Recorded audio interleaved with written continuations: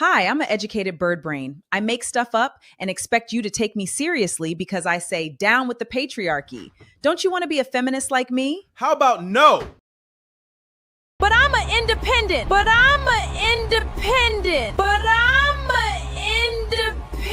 I don't need no man. I got a black man on my arm. Where's yours?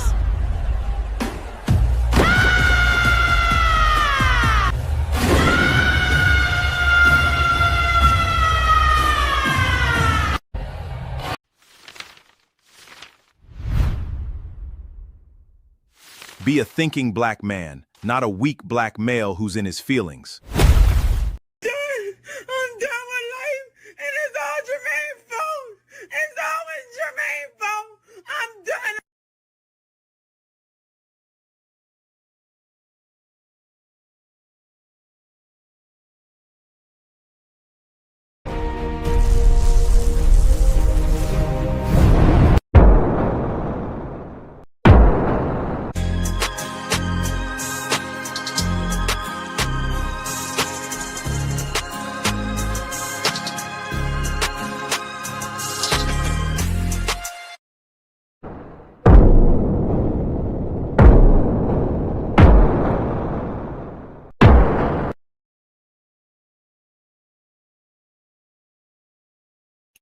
What is going on, everybody? AB Media 83 here, and welcome to Colosseum Night.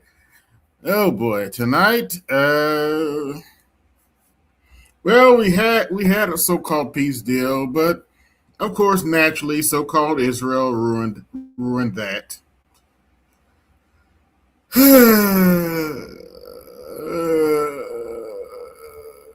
They were supposed to open the Strait of Hormuz, but so-called Israel ruined that.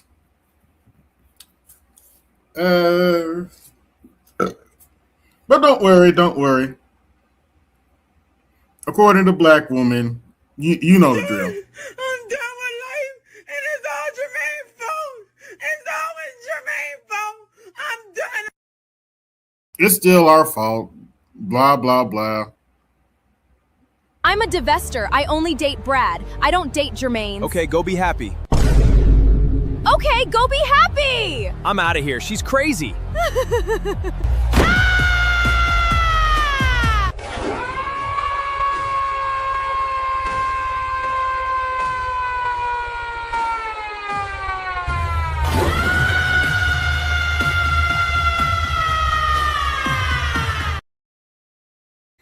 Don't forget the BGS detractors. We are done. We're butthurt in life. And it's all BGS's fault. It always BGS's fault. You're wrong, Daddy. You're wrong, Daddy. You're wrong, Daddy. No, it's not a Mass Effect stream. Although I do need to test my streaming stuff out. I'll probably do that later on this week. But yeah. We did have a deal, but so-called Israel. We'll see how long. We'll see how long we're gonna. The United States is gonna put up with these shenanigans, especially when our economy's on the line. But if you brothers want to come up now, you can do so.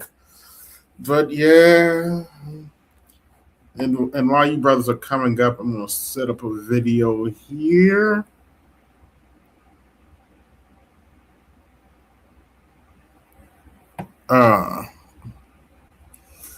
Where is it at? Looking for and found. All the men just disappeared tomorrow. What would happen? What would you do? Yeah, I call this little video bird brain logic.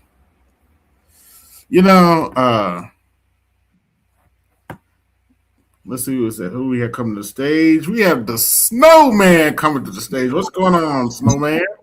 Hang on a second. You almost there. Looks like the fever need to get their shit together, but okay. Okay. You know what? We gave them that game today and Thursday. Yeah. Uh-oh. Hold on a minute. Why is my... No technical difficulty here, folks. Stand by.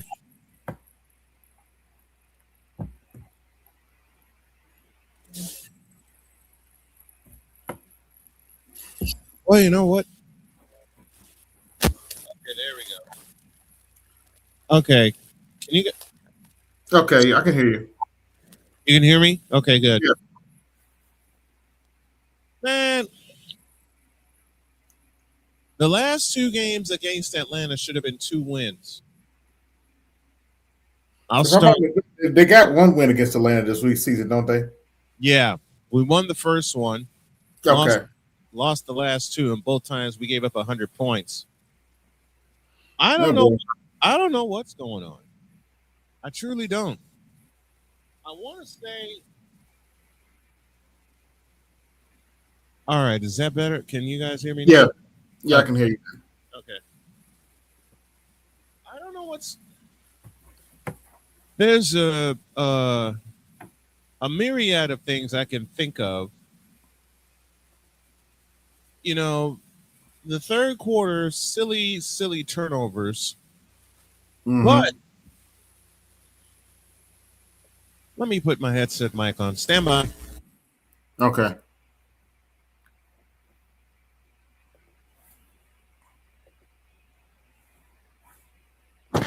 There, how's that? That better? Yeah, that's better. Okay, good.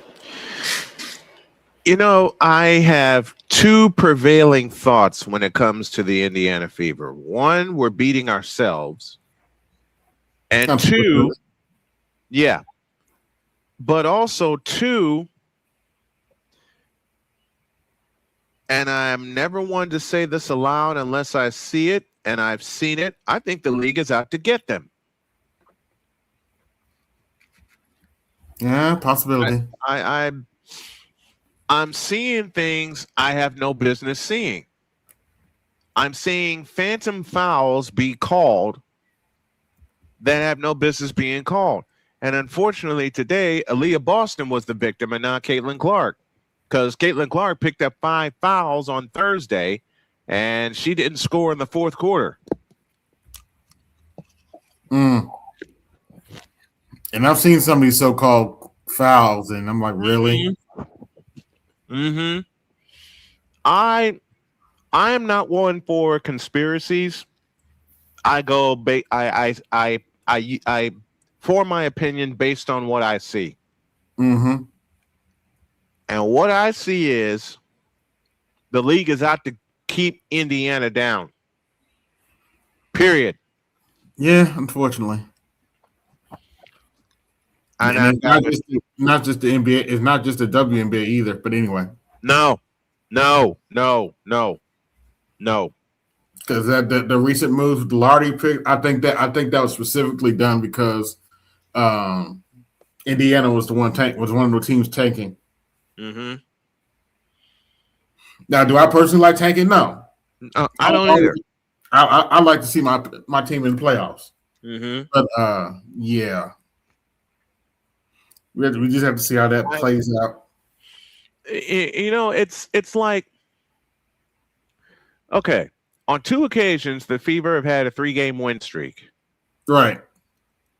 Both times they've crashed and burned over some bullshit calls. This is no different because the Fever get to 4 wins in a row. Mm-hmm. They're playing a team in Atlanta that they beat handily the first time they played each other. And it's like the league says, no, we can't have that. Yeah, remember, because I think you got to remember we're using logic, and they're not. And you know, this is the League of Women. But anyway, yeah, it's all right. I'll say it the way it needs to be said, and it's pretty simple.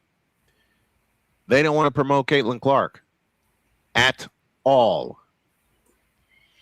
Even though she's the only reason they're getting money right now. But anyway, oops, I said that out loud. She is the reason for everything. She is the reason that all the eyes and ears are on the W right now and have been since she's been in the league. This is her third season. Yes. And except one, she's played every game this year. Every game. The only time she sat out is because there was something wrong with her back. Now, I'll give you an example of how the WNBA is trying to keep not only Caitlin Clark down, but the Indiana Fever down. Asia Wilson is the league leader in votes for the All-Star game. Mm-hmm. Tell me why rookie Olivia Miles is behind her and not Caitlin Clark. Oh. Okay. See, shit like that makes me want to just pull away from the W altogether. And I made a commitment to at least cover the Fever this year. Mm-hmm. And they're going to expand the schedule next year to 50 games. I don't know how. We'll see.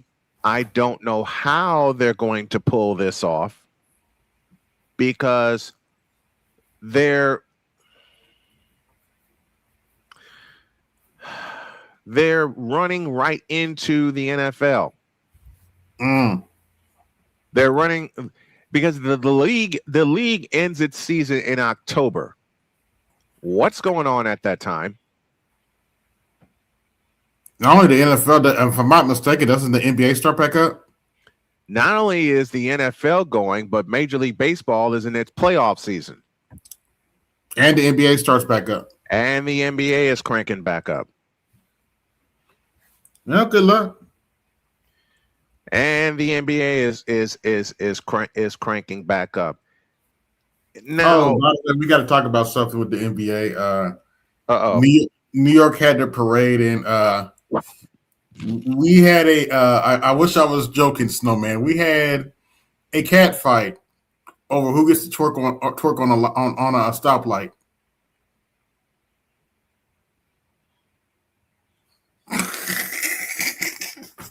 Hold on a second. Hold on a second. Where's my soundboard here?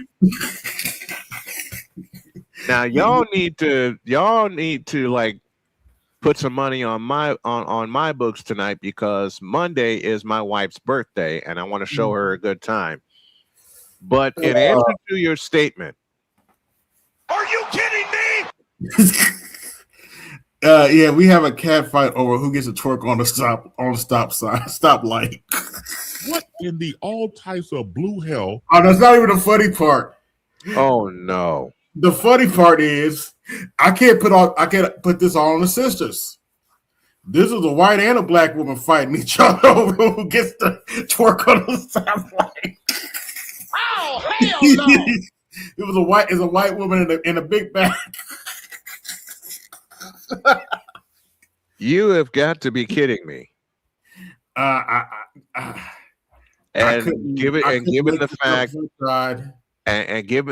the fact you said that you weren't kidding the first time, I will bring in Kevin Samuels. God, I would go look up the video, but don't. I don't want to get flagged because don't do it because the big back pulled her pants, pulled her shorts down, and yeah.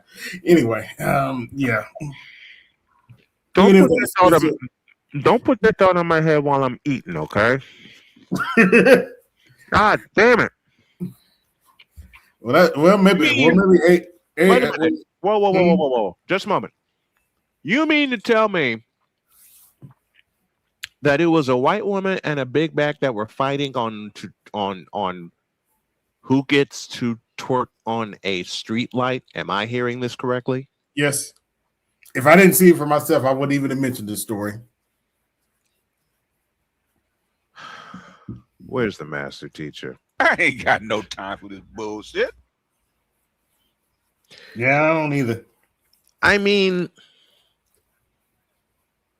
the stupidest things happen in a victory parade. Yeah. The stupidest things happen When a team wins a championship for the first time, either ever or in a long time. Oh, it's been a long time for the Knicks. In the Knicks' case, it's their first title since 1973. Ooh-wee. Been a long time for the Knicks. So you had to figure. You had to figure something stupid was going to happen. Yeah, unfortunately. And well, this story, it confirms why Jody and I will never visit New York. The only way that I visit New York, I better be on assignment. Jody better be with me. And I better be well paid for that shit. And I'm not staying. If I have to do a game at MSG, I ain't staying in Manhattan. Fuck all of that. Yeah, well. I'll take a shuttle into Manhattan. Just like I took the bus down to Chicago Stadium and the United Center every time I did games there. What you say, you're not for that hotel stuff, huh? Hell no. I tried it and I nearly got burned. Oh. Well, let's get to the festivities. I got a nice little video for you. I call this little video, how can I say this? Bird brain logic. Oh no. Yeah.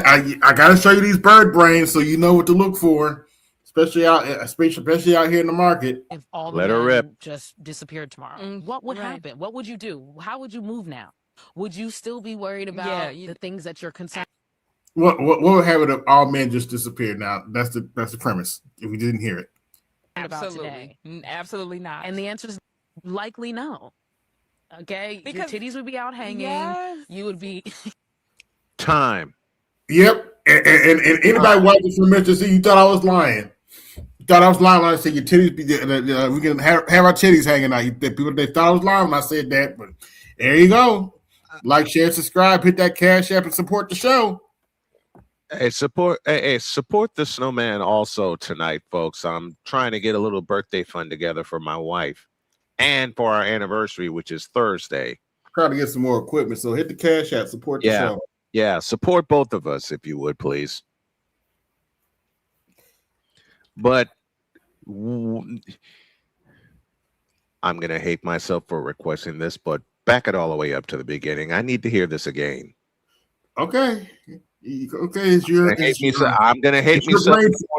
I know it's my ears and it's my brain. I know it's your brain cells. I'm very aware. What would happen if all the men just disappeared tomorrow? What would happen? What would you do? How would you move now?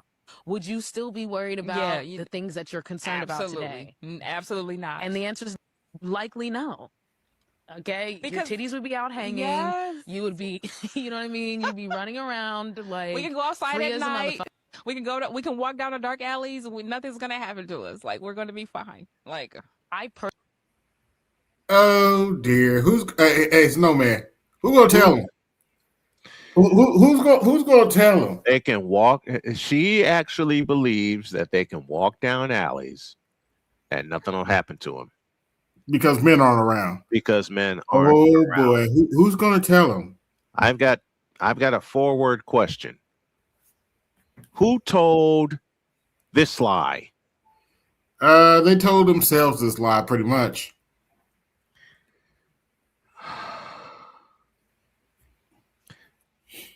They told themselves that female nature is even worse than male nature when it comes to violence. Oops, I'll say that out loud. Do you know if men died off, how many women would be pissed off about it, which would lead to said violence? Yep. How many women, no matter what orientation, would be, you know what? I'm gonna go all the way there. How many Keishas would be pissed the fuck off that no men are around for them to chase, number one, and number two, Yep. humiliate. Um, Find the lie. Well, we know what they would do when particularly when black women don't have men to humiliate, they turn on each other. Mm-hmm. What do you think? Why do you think there's so many black women going out now? Why do you think there's so many black women now that hate their mothers? Oops, I say that out loud. I've seen and lived that argument when I was living with my mother. And it's like I have said all the time. My mother and my sister, and God rest my mother, I do miss my mom. Don't get it twisted. I miss Myrtle Yvonne Snow. Okay? Mm-hmm. But as an adult, I have seen my mother and my sister verbally be at each other's throats 1 minute, and then literally 5 minutes later, they're cackling like witches at a fucking brew. Sounds about right. Let's continue. Personally don't believe that hierarchy is a natural human It's phenomenon. not. No, it's not. I think that it's something that was created and Wait. I did not say that. They don't believe hierarchy is a natural. Oh boy. Who's going to tell them? Because women have more hierarchy than men. Well, women have more hierarchy than men do. Oops, I say that out loud. There's the quiet as kept. There's a hierarchy. BTS tell you all the time. Women know where they sit on the scale. Yep. Talking about there ain't gonna be no hierarchy. Bullshit. Come here. Let me have the master teacher say it himself. Now that's some bullshit. There's a reason I made this little short. Hi, I'm an educated bird brain. I make stuff up and expect you to take me seriously because I say down with the patriarchy. Don't you want to be a feminist like me? How about no? Oh, by the way, I had a feminist in my chat on Thursday. She was a little upset. She's like, "You go say that to your mom." I was like, "My mom's been sorry, gone." What? Yeah, wait, what? I had a little feminist in my chat. Told me, "Shut the F up." I was like, "Okay, I'm not going to do it, but why should I?" And I asked her, "Why should I shut the F up?" Because you ain't woman. Go say that to your mom. I was like, wait. So her logic is that you need to shut up because you hate women. Am I hearing this correctly? Yes. I want to hear it right. And this was a feminist that was in your chat on Thursday. I'm assuming she was a feminist. I don't know.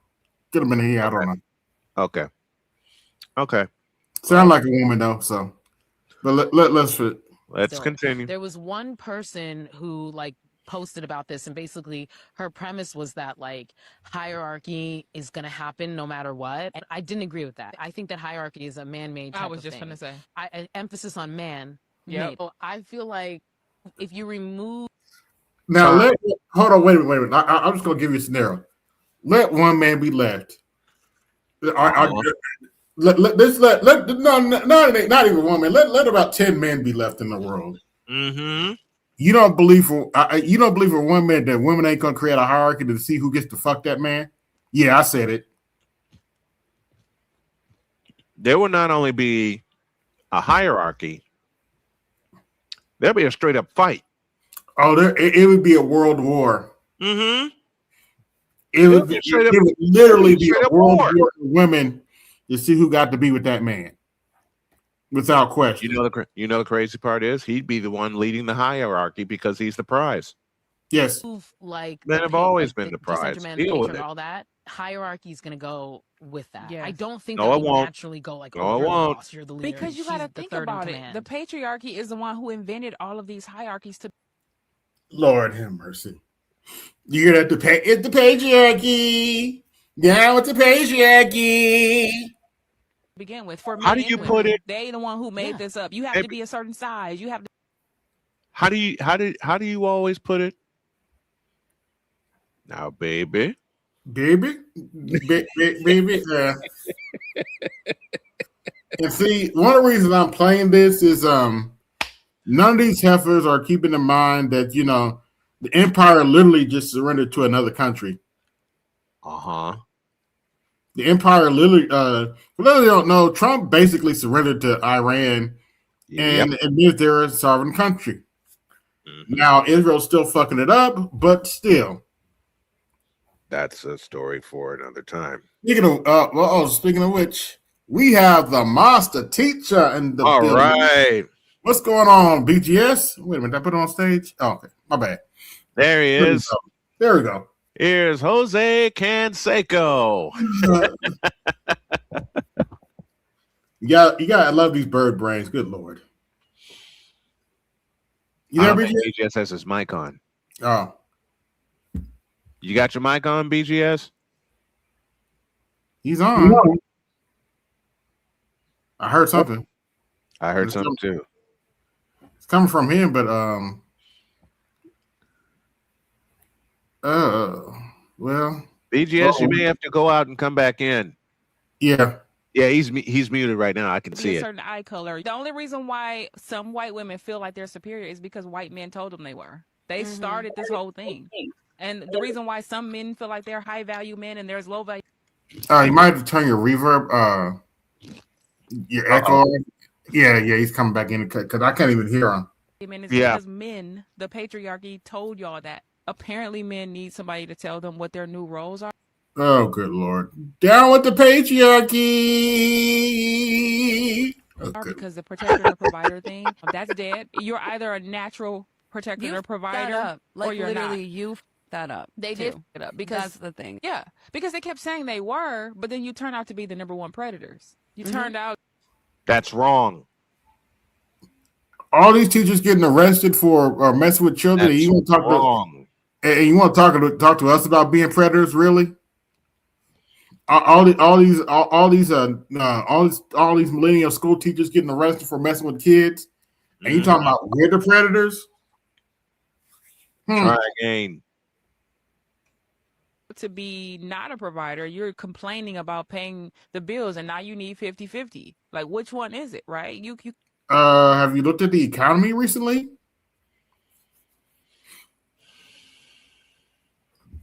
Oh boy, good Lord. You're ignoring the way the economy changed and how the wages. No. We're ignoring how the way the economy. Thank you. We're ignoring how the economy. You're ignoring? Really? Wait, I got a button for that. And it sounds like this. We're the ones ignoring how the economy's changing. Huh. Once again, the same, who but told this lie? Now you need two incomes. Why are you blaming women for that instead of the powers that be that created this obstruction, right? These men need somebody to tell them what their new roles are. And I would say no, we don't. It should be to submit to women. That should be your new role. But wait, what? I got to roll that back. Wait, what? Roll it back. Roll it back, because I got a button ready. Things that you're concerned about today. Absolutely not. And the answer is likely no.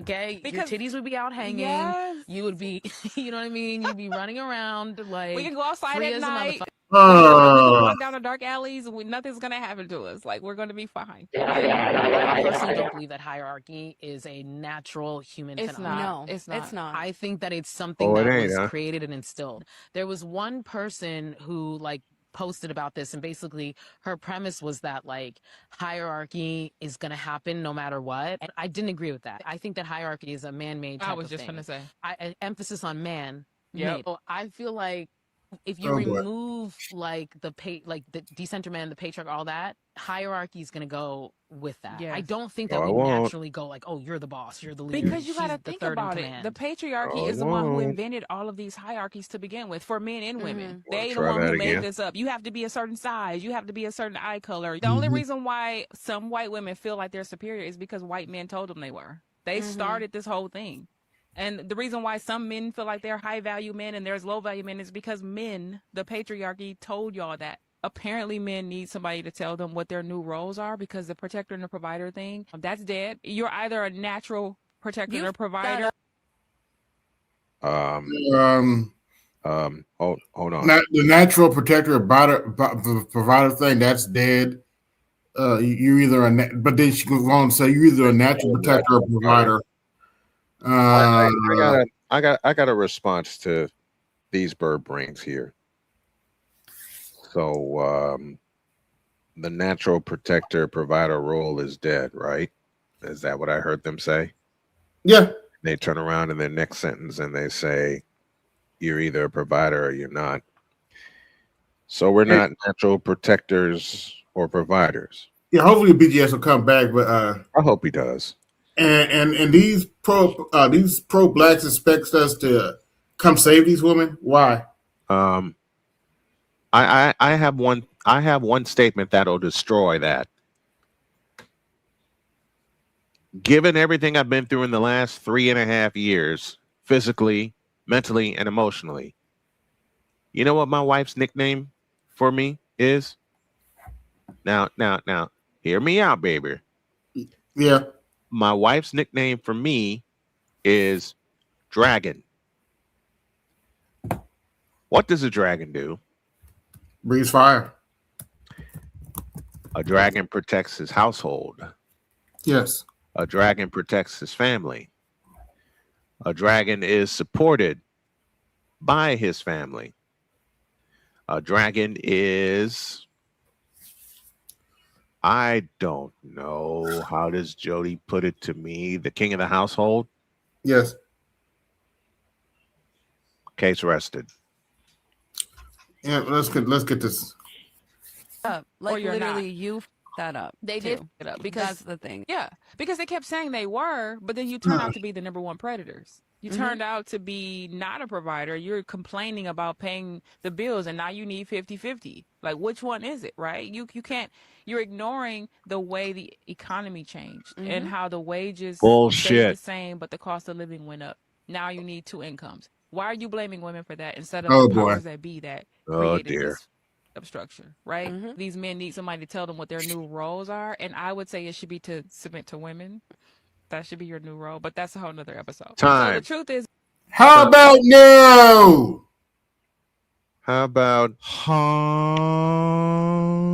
both men and women are trying to figure out what relationships look like, what success looks like. We're looking for a new identity. Men and women are both in that place. I think the difference is that women are actually looking for solutions. Men are blaming. They're just sitting there, not doing anything, not evolving.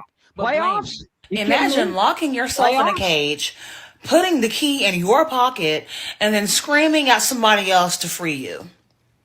That's how males who subscribe to patriarchy sound to me. Bless your heart. Oh, boy. You subscribe to and cling onto patriarchy because it gives you power over women while it's actively unaliving you by way of stripping you of your humanity. I love that for you. I feel no empathy for you. I don't care. I feel like we do not tell men to go fuck themselves enough. Like, oh my God. They be out here trying to fuck on everything, but it's like, bitch, go fuck. Time. You can go get a vibrator too. I mean, can we take about 30 seconds, please? Yeah. I think we need it.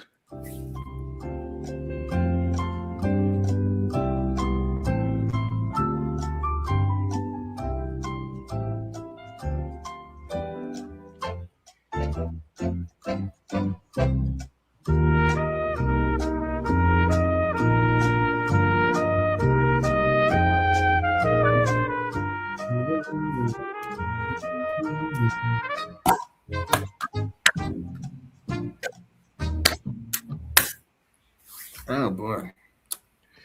I mean,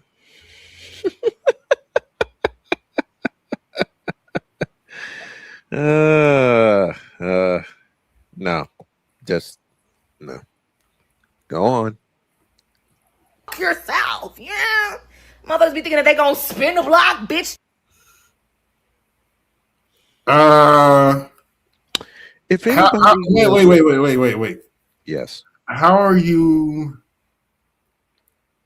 for with makeup talking about we need to go F ourselves?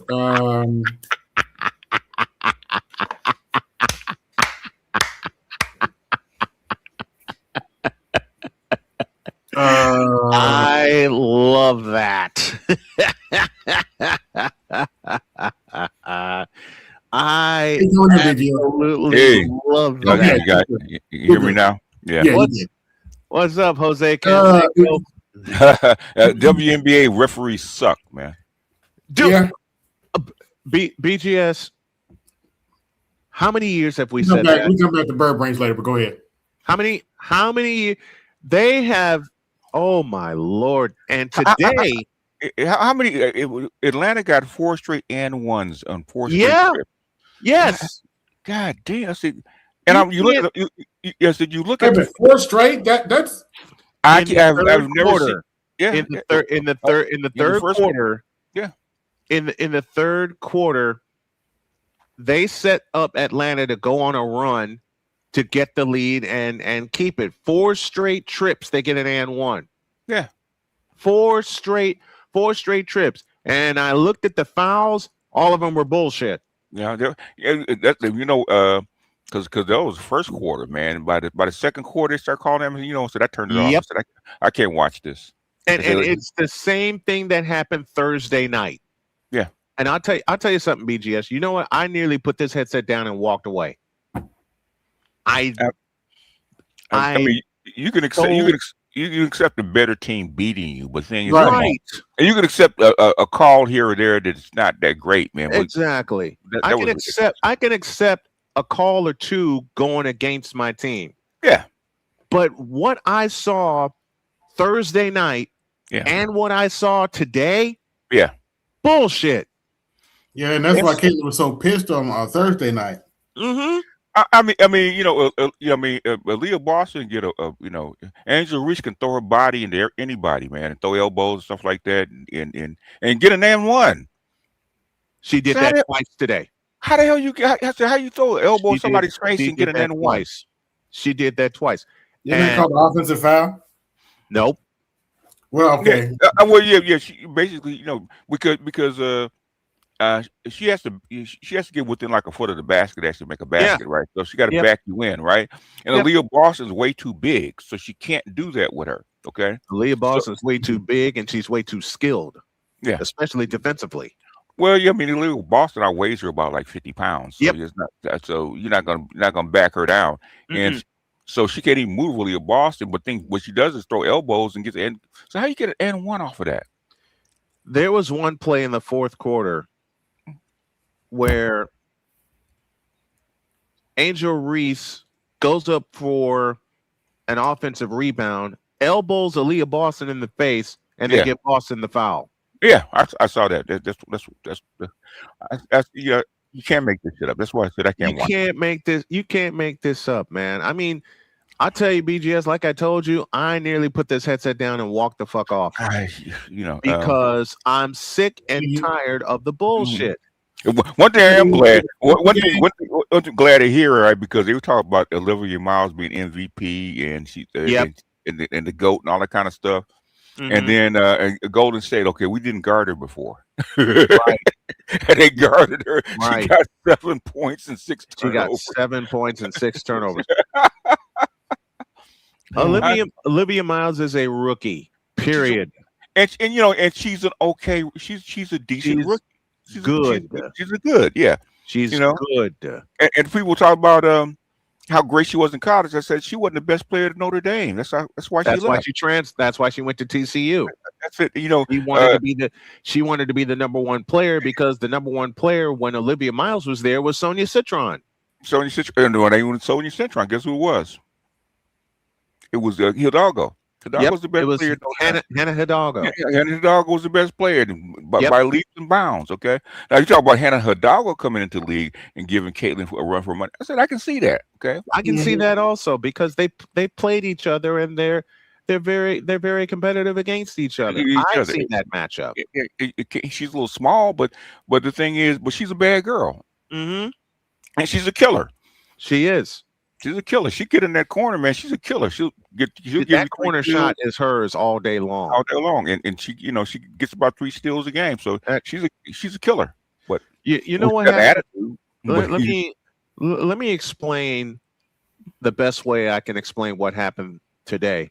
Caitlin Clark had 13 points in the first quarter. Yes, she had 13 points in the first 7 minutes, and the referee shut her up the rest of the game. She finished with 26. Yeah, and she was on her way to a 50-point game. Yeah, she probably was.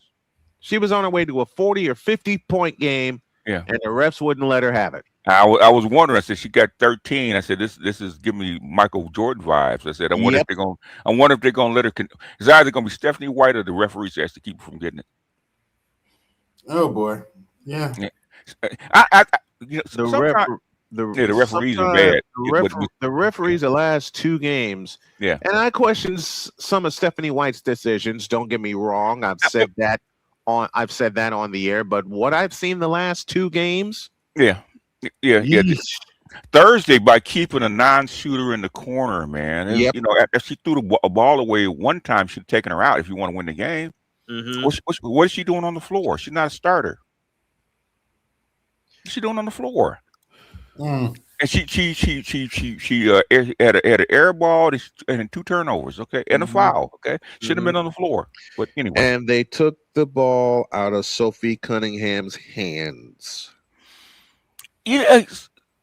There's something with Stephanie White I don't quite understand. I don't know if it's female jealousy or what, but there's something going on with her. I don't get it because she likes mediocre players. Okay. Yep. And she likes playing them a lot longer than her star players. Yeah, and like sometimes. Okay, and we'll wrap this up, AB, because we can do this on Monday. Yeah. What I don't like about Stephanie White, because sometimes it's hard for me to look at WNBA basketball, right? Because some things I don't understand, right? Like why do you have 3 non-shooters on the floor for extended minutes? You have 3 non-shooters on the floor, and I love what's the young girl's name? Johnson, I think her name. Raven Johnson. Raven Johnson. I like it, but at this point in her career, she's a non-shooter. Right. Why is she on the floor with 2 other non-shooters? It doesn't make sense to me. And so I look at and she'll play him 7-8 minutes. I'll damn near whole quarter. I said, what's that's the thing. Ever since the Portland game, her rotations have been off.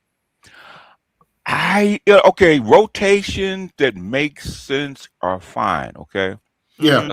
Normally, correct me if I'm wrong. Normally, unless you have a really dominant, a really good bench and a real dominant player, you try to keep 2 of your 3 starters, 2 of your big 3 on the floor at all times. Yes. And sometimes she'll leave 3 non-shooters out there with Kelsey Mitchell and Lexi Hall and Sophie Cunningham. You're not there. There's no offense. That's what they're going to do. They're going to triple team Kelsey. Yep. And that's what happened. Kelsey was the only shooter, and they took the ball out of her hands. Yeah, she's not gonna get past 3 people, okay? And she gives the ball up, and they're looking to give it the ball right back to her. Yep. And Sophie, Sophie or Lexi, okay, they're spot up shooters. They're not creators. No, go fuck yourself, bitch. Before you try to come around over here and fuck with me, bitch. Go. Okay, go ahead. They're posted about this, and basically her. Okay. Oh, would you? Just about 30 more seconds. Go finish up, Snowman. Yeah, I didn't mean starters. It just it's a combination of things that is making me want to walk away and not come back. Yeah, it's just I've seen bad basketball, I've seen good basketball, I've seen bad basketball, but this is confusing because, in my opinion, it's not a great team, but it's a better team than you had last year. Okay, now she got a lot. I have to give her credit. She got a lot out of the team that she had last year with the injuries that she had. Okay, she got a lot out of these unknown players. So I give her credit for that. But the thing is, you have a better team, and you're messing it up. You're messing it up. And you're dropping the bag. You're dropping the yep. I will BGS. I will say that Monday night I have the bag ready that I'm going to use. So I nearly, you know, what's bad? I nearly did it today. Yeah, I nearly did it today because in my mind, when they started calling the bullshit fouls in the second quarter, oh yeah, and didn't let Caitlin Clark get off again, that thought came to mind. Whatever the reason, WNBA is the opposite of the NBA because in the NBA they protect your stars. The WNBA wants to ruin their only star. They you know, and the I thing, got two reasons. At least they can't say it's race anymore because you got white girls that they praise. Okay, like Paige Becker took all the race card, everything with the race card out. Okay, can't blame no race no more. And you just don't like her. You know who else took that race card away? AZ Fudd. Oh yeah, AZ Fudd. Yeah. So there's one major card that they're playing against Caitlin Clark right now, and I'll give you a guess as to what that card is. If it ain't race, given the makeup. Yeah, she's straight. A lot of. That's why they. Okay. Yeah. Why that might be a bigger reason, but you got a lot of straight players. Okay, what's her name? Asia Wilson straight. But who's being propped up to be the face of the league? Yeah, it's Caitlin Clark. Yeah, it ain't. But let me put it this way: they're not propping up Akeisha. And it's pissing the Keishas off in the league. Yeah. And it's pissing the Keisha fans off. I've seen so many YouTubers, man, dear God in heaven, forgive me for my next sentence. I'm going to have my wife wash my mouth out with soap, but they're still trying to make Angel Reese a thing. I mean, I get that. I get that. I don't mind that. Okay. But the thing is, okay, you would not have gotten all this money in this good contract without Caitlin Clark. Caitlin Clark, exactly. I mean, beyond what she does on the court, the thing is, okay, she attracts eyeballs, and I don't get the most marketable player in the W. In the W now. Yeah. I mean, maybe ever. Yeah, because even the first season when they had two prominent bigs, Rebecca Logo from Connecticut and then Lisa Leslie Leslie. They couldn't couldn't come together the way they wanted it to. And even though they've had some great players since then, Cheryl Swoops, Sylvia Fowles, lots of them. Candace Parker, who I saw grow up. Cynthia Cooper, there's lots of them. Cynthia Cooper, Tina Thompson. Yeah. They've had great Sue Bird. They've had great players, but no one has propped up this league more than Caitlin Clark. No matter what. I think the only person who could have done it was Cheryl Miller.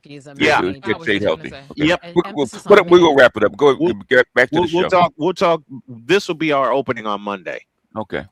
Yeah. So I feel like if you remove like the decenter man, the patriarch, all that, hierarchy is gonna go down with the patriarchy. I don't think that we naturally go like, oh, you're the boss, you're the leader. Because you gotta think. BGS, they're claiming that women don't do hierarchy. The thing is, if you read Cousin Tito's book, he talks about the female hierarchy group. Okay. Females have a natural hierarchy within their friend groups. Okay.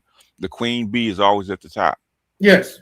So saying that there is no hierarchy. In fact, women that are corporate, okay, women that are corporate, they definitely have a hierarchy. That's without question. It's automatic. and that's not even a question. Men work together better. That's like most females do not want to work in an all-female environment. Nope. Oh yeah, and they be on TikTok too. Like, yeah, I don't want to work with another woman again. They be flat out saying like, nah. Okay, the thing is, okay, if the thing is, they want a masculine trained woman if they want a boss. Okay. Yep. Right. Okay, most people would not mind working for Michelle Obama because she's a masculine trained woman. Mm-hmm. Okay? True. But they don't like them femmes coming in being bosses because femmes are going to form. They actually want to be the queen bee. They want all the attention. Okay, you see that in WNBA. Okay, it's period. They're arguing. Because Asia Wilson shouldn't give a fuck pardon my French, shouldn't give a damn who's actually bringing in the eyeballs because she's going to get paid. Okay, same thing with Angel. Angel, come on, Angel, you know you're not that good. Stop. Mm-hmm. You know you're not that good. Think about it. The patriarchy is the one who invented all of these hierarchies to begin with. No, For we men didn't. and women. No, we didn't. Made this up. You have to be a certain size. These You are have to be a certain dumbasses. eye color. The only reason why some white women feel like they're superior. There's a reason I call this bird brain logic. Is because white men told them they were. They started this if we told you were superior, guess what you would think? Oh, some yeah. people feel like they're high value men and there's low value men. It's because men, the patriarchy, told y'all that. Apparently, men need somebody to tell them what their new roles are because the protector and the provider thing. Paul. Okay. Can I cuss, AB? Go ahead. Go ahead. Wait, before you do, y'all better hit my cash app to support the show for the BGS cousin, for the VHS moment. The VHS appearance. Okay. Hit my cash app for the VHS. Go ahead. How much money did Kevin make for these black bitches to show the fuck up looking for goddamn high value niggas? Okay. The same. I know at least thousands based on his group, his Facebook group. They basically the thing is the thing is before Kevin, they're calling all these dudes lames. When these dudes started to dress up and pop their collar and show their paycheck, these broads, especially during COVID, these broads lined the fuck up to get these dudes. Okay, they're the ones that point out. I'm glad you said that because I got to find that video. His advice on having those three colors in the suits, was just brilliant. Yeah, it was like blue, black, and I forget another color. And you can mix and match, and you got like over 100 suits. Yeah. You get combination. I was like combination of pants and shirts and ties. Yeah. That's how come I picked him, man, because he's brilliant with that stuff. I said, man, you made a science out of cologne. Yeah, go back and listen to his old stuff, man, and listen to his stuff about cologne and scents and dress and stuff like that. He did it in a scientific way. So the thing is, he didn't talk about it. Oh, this looks good. No, he told you what looks good, why it looks good, and what it goes with, man. So he had a whole science behind it. That's like, man, you got to come in and get together with these dudes, these, because you know a lot of them may be okay. Mm-hmm. They're educated. They make a lot of money because they're corporate to get paid. Okay. The thing is, they're not refined enough. Okay. Right. And Kevin came. Dr. Dunbar is a good example of it. Okay, because Dr. Dunbar was one of those guys. Okay. Dr. Dunbar made a whole lot of money. Had a PhD. Had a great job. And the thing is, he wasn't polished. Okay. And me and Dr. Dunbar had this conversation. Okay. Because before I was getting ready to, I was getting ready to quit, and Dr. Dunbar called me. So we're talking, right? And we were talking about Kevin. And he said he didn't like Kevin. I said, how come you didn't like him? Because Kevin was tough. Kevin said some stuff he didn't like. I said, okay.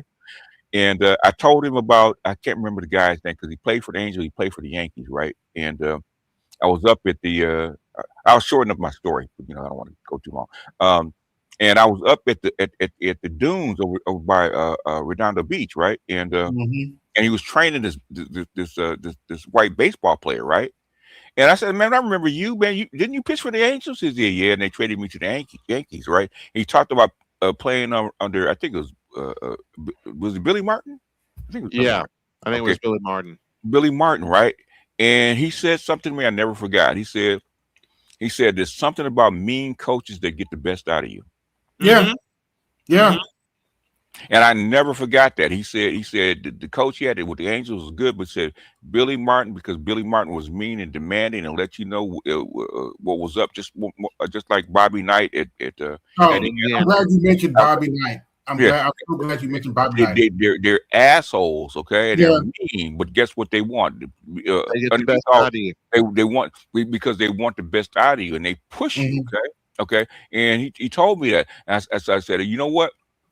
I told him that story. I said, okay, you didn't like Kevin, didn't like what he said, is because of the way he put it, right? I said, did you apply any of what he taught you?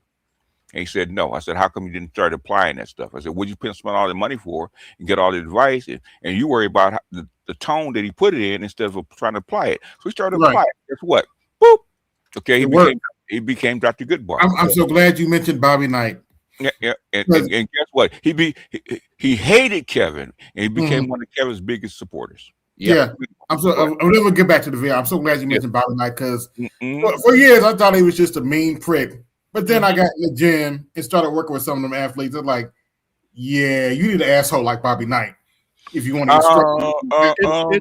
It's a truth though, because I lived through the Bobby Knight era. I met Robert Montgomery Knight, and I also met one of his contemporaries who was his biggest foe in Gene Katie. They're the same. They're the same kind of coach. They want the best out of you, and they push you. I had the pleasure of, like I said, of not only meeting with Gene Katie but talking with him, and he's so soft spoken. Same with Bobby Knight. When they're between the lines, they're assholes. Yeah. When they're between the lines, they're assholes. And BGS, you're away from your mic. Yeah, I hear you. Yeah. When they're between the lines, they're assholes. Off the court, man, they're great to talk to. Yeah. They're still assholes, but yeah. Yep. Yeah. They're still assholes, but they're good to talk to. That's dead. You're either a natural protector provider, yep. or you're not. That up. They did it up because that's the thing. Yeah, because they kept saying they were, but then you turned out to be the number one predators. You turned out to be not a provider. You're complaining about paying the we're the number one predators. All these teachers getting caught sleeping with boys. Anyway. Bills, and now you need 50-50. Like, which one is it, right? You can't. You're ignoring the way the economy changed. And we're ignoring the way and how the wages stayed the same, but the cost of living went up. You can't make this shit up. Why are you blaming women for you really can't. The powers that be that created this structure, right? These men need somebody to tell them what their new roles are, and I would say it should be to submit to women.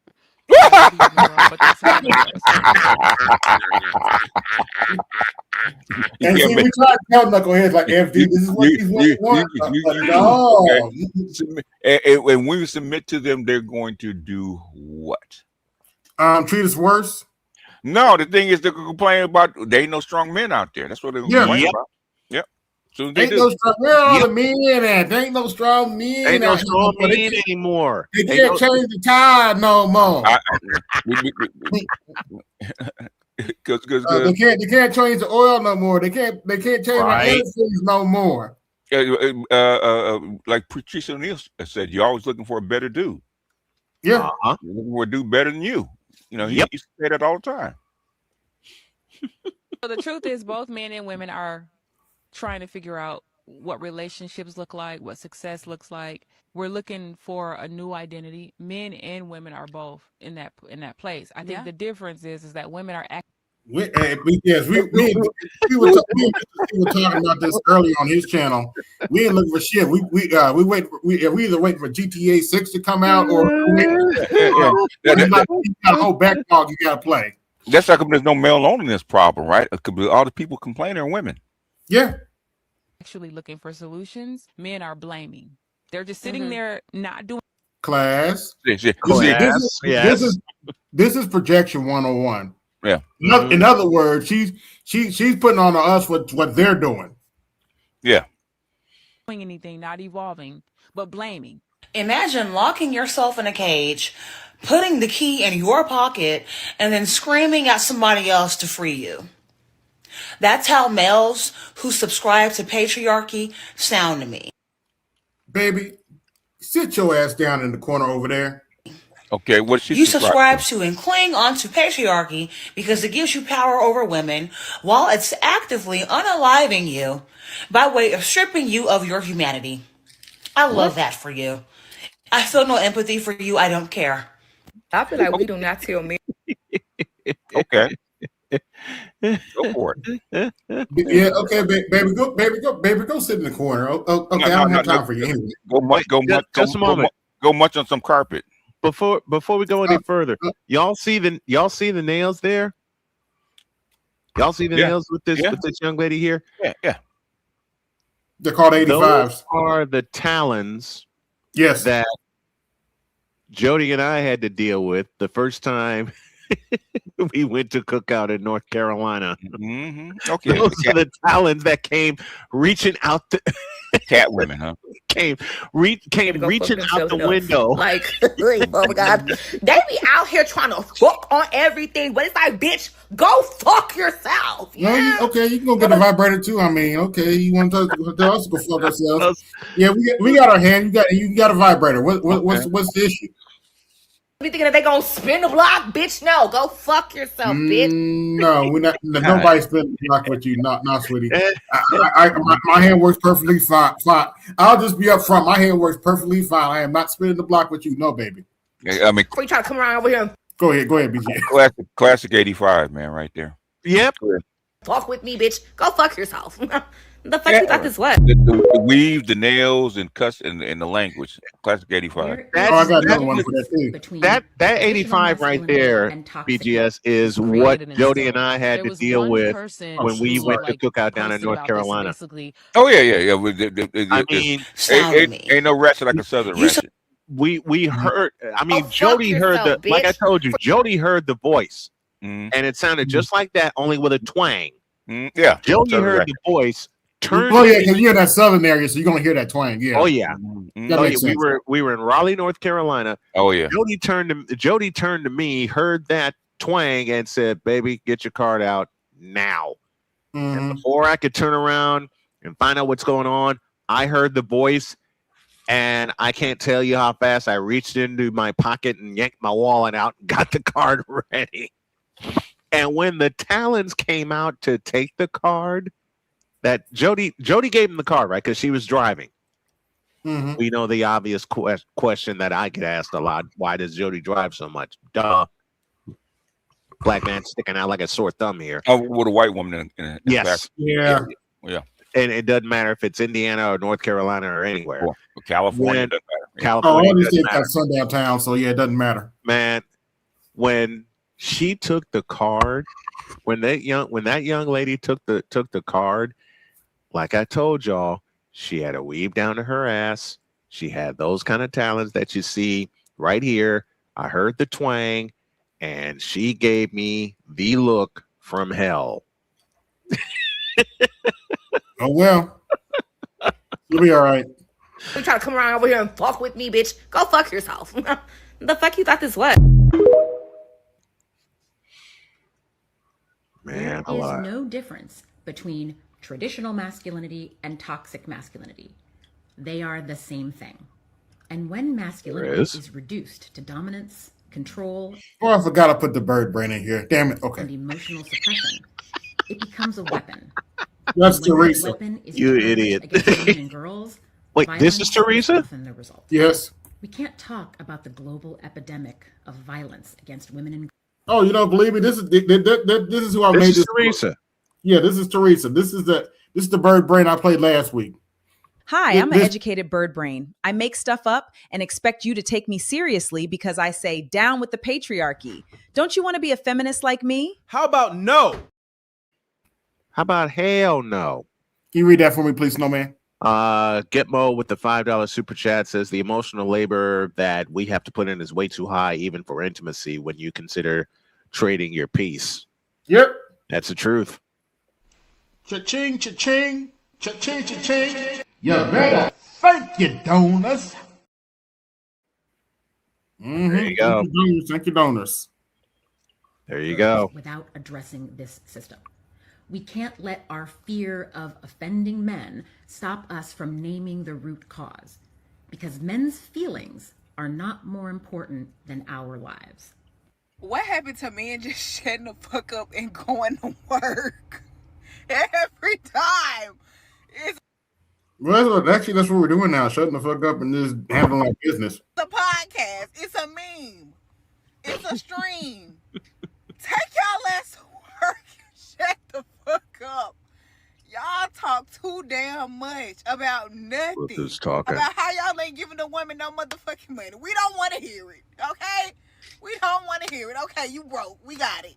Like, please. I'm tired of the think pieces. I'm tired of it. Damn, just be quiet. Oh, jeez. Why do y'all let these little boys eat so much? I don't know who came up with that. Oh, he's a growing boy. He got to eat this and eat. No, he does not. His stomach the same size as his sister's stomach. His stomach is the Okay. It's called muscle mass. We have a lot more muscle. We burn a lot more energy. That's why. Mm-hmm. I know. I'm using way too much I know I'm using too much logic here. Same size as little girls in his class. Why you think he need a whole pan of lasagna? And then when you read some of these comments, it's so sickening. I had to hide food for my brother because he ate everything. Yeah. My mom would go grocery shopping one day and the food be gone the next day and we wouldn't have nothing to eat. And she'd be like, oh, he a grown boy. Men eat more. Men eat more. That doesn't make sense. Eat more, yeah. If you eat a well-balanced meal of everything that you need and you still hungry, like I used to tell my son, who's now 20, go get a piece of fruit. If all your food is gone and you I bet that boy is skinny as hell too. Still hungry, go get an apple. I bet you he's skinnier than Reggie Miller in his prime years. Eat a banana, get some strawberries, get some grapes, get some peanuts, get some cashews, get you some water, eat that fruit, and sit your ass down somewhere. And then they let the kids, the girl and the boy got to eat, and the boy just fill up his plate. He don't worry about nobody else around him. Man, you eat more, stupid. He gonna grow up to be a man, and he gonna do the same thing. Men eat more. What's the problem? Okay, it's a Southern tradition. My grandmother taught me this. Okay, back when I was a teenager. Okay, the reason that men eat first and men get the biggest portion of food is because they got to go out and do that hard ass physical labor for 12 hours a day. Yep. And if they get sick and they die, guess what's going to happen to the family? Mm-hmm. If he does not survive, if it's a 2-parent household, he does not survive and work all the hours. So guess what's going to happen to you? Yeah, hey BGS. When we go over my grandmother's house for Thanksgiving and stuff. Yeah. Me and my cousins knew we had to get to that pie before my uncle does, because he'll take more than half of that damn pie. We knew as soon as that pie hit the table, we got to get to it before my uncle does. It's because that's the tradition for head of household. Is because you're expected to take the biggest share. Just like the lion. Okay, look at the lion. Who eats the most? Male. The lead lion eats the most. Okay, he gets first choice and eats the most. Okay, why? Because if he's not there, okay, the rest of the jungle is going to come after. If he's not there, a rogue male lion will come in there. A rogue male or the hyenas will come in and kill the pride. Okay. Yes. Because it's the head lion that keeps all the other animals off the goddamn pride. Okay, off their asses. That's why he eats the most. Okay, same thing in the especially in the South, man. Okay, I don't understand how come women, they pass down everything else, but they don't pass this down. Okay, why things happen? Okay, why does the man eat first? Why do the boys eat most? Okay, because they expend more energy. Okay, they gotta do harder work. So naturally, the male's actually going to eat more. I've very, very seldom seen. If you see a woman that eats as much as a male, she's going to be 300 pounds. Yes, because you don't have the metabolism that digest all that food. Easily 300 pounds. Yes, 300 pounds. Yeah, very easy. Your thoughts on so-called Israel doing exactly what I thought they was going to do? Oh, I think I told you already.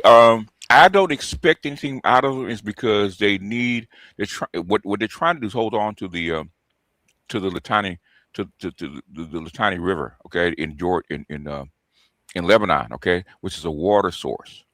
Mm-hmm. That's like they want their buffer zone right where it is because it goes right up to the river. Okay. And so even though that's like they said, okay, we'll stop bombing them, but we actually want to keep the troops there. But and the Hezbollah says, no, you got to get the fuck out, okay? And they're resistant to that. Is because the whole point of going into Lebanon at this point is not to occupy it or occupy it with people, is to take the water source. And I knew they would resist that. But at some point, if Trump wants to get out of this, he's going to put the smack down on him. Okay? Yeah, he's got to put his foot down. Yep. And the biggest smackdown is, okay, and Trump's getting ready to say it, okay, if you want to take on Iran by yourself, okay, good luck. And I think he's headed toward that direction because him and JD Vance came out. JD Vance just came out and just bitch slapped the Israeli. Like, he basically told him, sit your ass down, shut the fuck up. Yeah. It said you last about 5 days without us, okay? And if you want to do that, go ahead, because they up there. The Israelis been putting their dicks on the table, man. Like they can do something, man. So we'll go take them on. Yep. Okay. Yeah. Those ceasefires because Tel Aviv was looking like a block of Swiss cheese. That's what it's looking like. Yeah. It looked like a smoldering crater. Okay, you want to make Tel Aviv? You want to keep having Tel Aviv get bombed? Okay, well, whatever. I mean, certain rights for Tel Aviv to look like Gaza. Look, okay. Well, now the whole decor matches the whole country. Okay, same thing. Bombed out buildings. Good. Yeah, we live in interesting times. That's the truth. Yeah.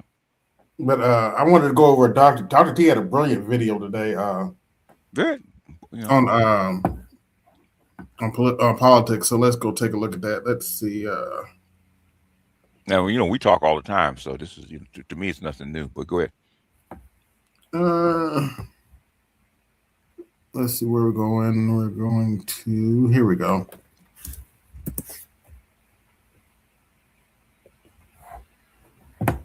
They just reference them or refer to them. I wanted to talk a little bit about something I ran across in regard to politics and black males, and it was accurately framed. But before we do that, let me just quickly say happy Juneteenth to everybody here. I actually went out to Fresno's local Juneteenth celebration and kind of. Oh, and I meant to ask you, BGS. I don't remember which day it was, but did you have a good birthday? Yeah, I had a good birthday. Okay. Man, I missed it. I'm sorry. Happy birthday, master teacher. Yeah, I don't say that. I don't say it in public is because you got assholes. Okay. Yeah, understood. Fair. But he is a Gemini. Gemini season just ended around the 19th. So yeah. Brain saying in a minute, just kind of vibe. My son and I went, and they had Sherelle performing. And those of you who are hip to Sherelle and Alexander O'Neal, Alex wasn't there, which I was kind of hoping might happen, but he's big enough to where they would have said if he was coming. So anyway, but yeah, just kind of watched Sherelle for a little bit, just looked around, and I noticed it was about 3, if not 4 to 1 female to male. You know what I mean? There were very few males there. And I mean, from boys to elders. I saw them, but it wasn't any great, number. It was pretty much ran by women. And it wasn't, I was just kind of observing and wondering how much of the things we talk about is playing out right in front of us. And those are the kind of questions you got to ask yourself as we're going through this experience. How much of what we're seeing is actually a reflection of the things we've been talking about, or is it just happenstance? But anyway, that aside, happy Juneteenth. Hope you acknowledge it in some fashion. Anyway, so I was sent this. I see. Yeah, here we go. Yeah. So there it is. So this was on Instagram. It says young black men are politically misread, not absent, new poll finds. Survey of 1,600 young black men finds campaigns ignore these key voters who value democracy but feel unseen by both parties. Yeah, pretty much. Right. And this is true. We've said this in various ways over the years, but let's kind of delve into how this particular piece is dealing with the issue. It says a new survey of over 1,600 registered black men voters ages 18 to 45 across 6 battleground states found that while 92% say voting is important, a little more than 1 in 4 said they are uncertain or unlikely to vote in 2026 midterms. That is a gap that could prove decisive in close races across Georgia, Michigan, Mississippi, North Carolina, Pennsylvania, and South Carolina, said Executive Director of Black Men Vote, Michael Bland. Bland's organization commissioned the polling, which is one of the largest dedicated surveys of Black men in recent years. The findings paint a portrait of an electorate that values voting and the political process, but remains unconvinced that either major party is speaking to them. And this is real. This is nothing new in and of itself. This is why this video is titled "Misread by the Left, Ignored by the Right." Right? And the left doesn't necessarily pay direct attention to us. Often it'll filter that through Black women or vague statements about the Black community, But for the most part, we're often misunderstood. And so we kind of see a little bit of that here, because I believe many Black men are starting to feel more and more that neither party gives a shit. Yeah, pretty much. Yep. Including the left. But let's continue. These findings also revealed, especially the left, something else. Young Black men show up as family guys, a reality that clashes with how campaigns typically message to Black men, Bland said. When campaigns do target Black men, Bland said, often you hear about incarceration rates and recidivism.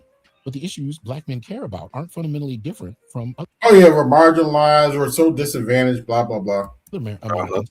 So now we're especially on the left. Same pot again. Huh?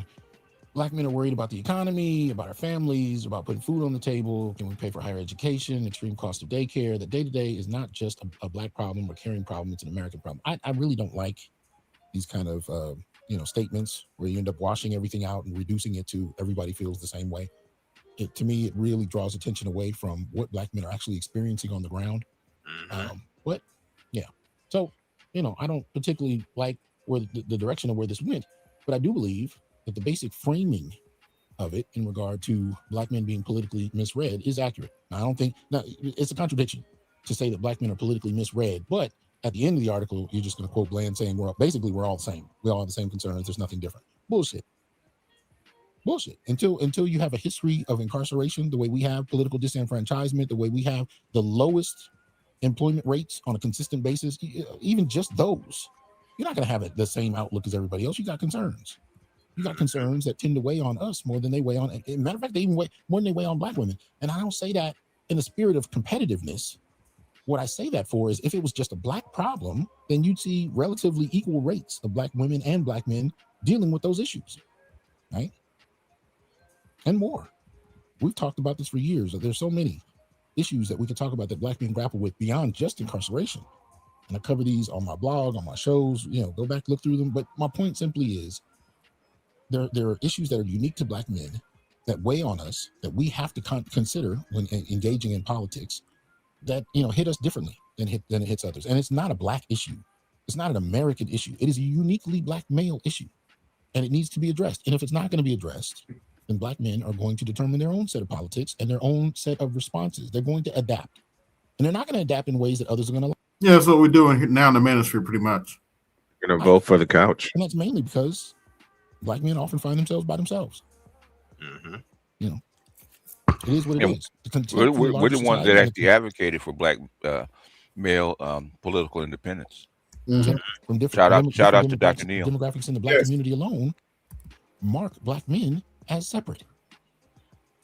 But there's another discussion I was sent on Black male politics. This one comes from Alurinati. Right? I've never heard of the channel before, but that's not saying anything. I'm often behind the times on some of these.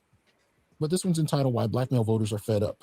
And I'm only going to play about 9 or 10 minutes of this. You know me. I do everything on a heightened speed, so we're not going to sit through a literal 10 minutes. But this is a question of, it starts with the question of who are the figureheads for Black men. And then I believe they're talking politically in terms of Black male leadership. And then it goes into the manosphere and far-right tactics. And so we're kind of going to come in at the tail end of the figurehead conversation where it shifts into the manosphere discourse. And we're going to look at what's said about Black men. Okay, so let me just go ahead and make sure. All right, check the volume here. All right, here we go. So I'm probably this is probably going to be taken in the wrong way. I hope it's not.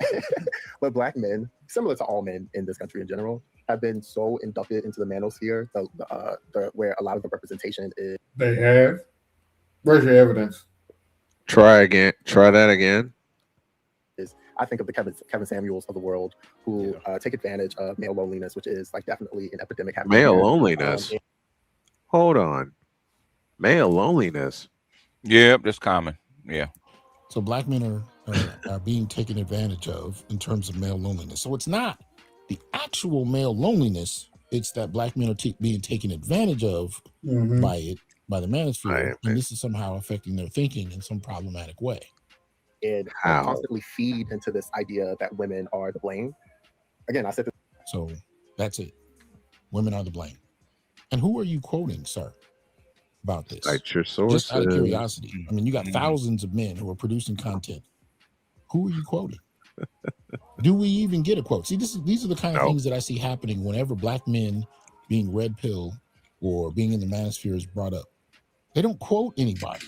They give general terms, the worst terms possible. They attribute it to certain figureheads like Andrew Tate or Myron Gaines, and then they move on and make whatever assessment they want to. This is such a complicated and multifaceted.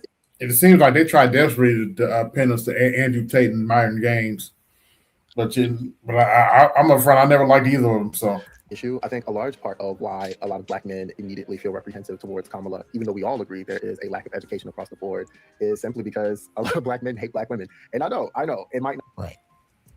Blah blah blah. He's apologizing for it because, oh my God, what? The truth of it.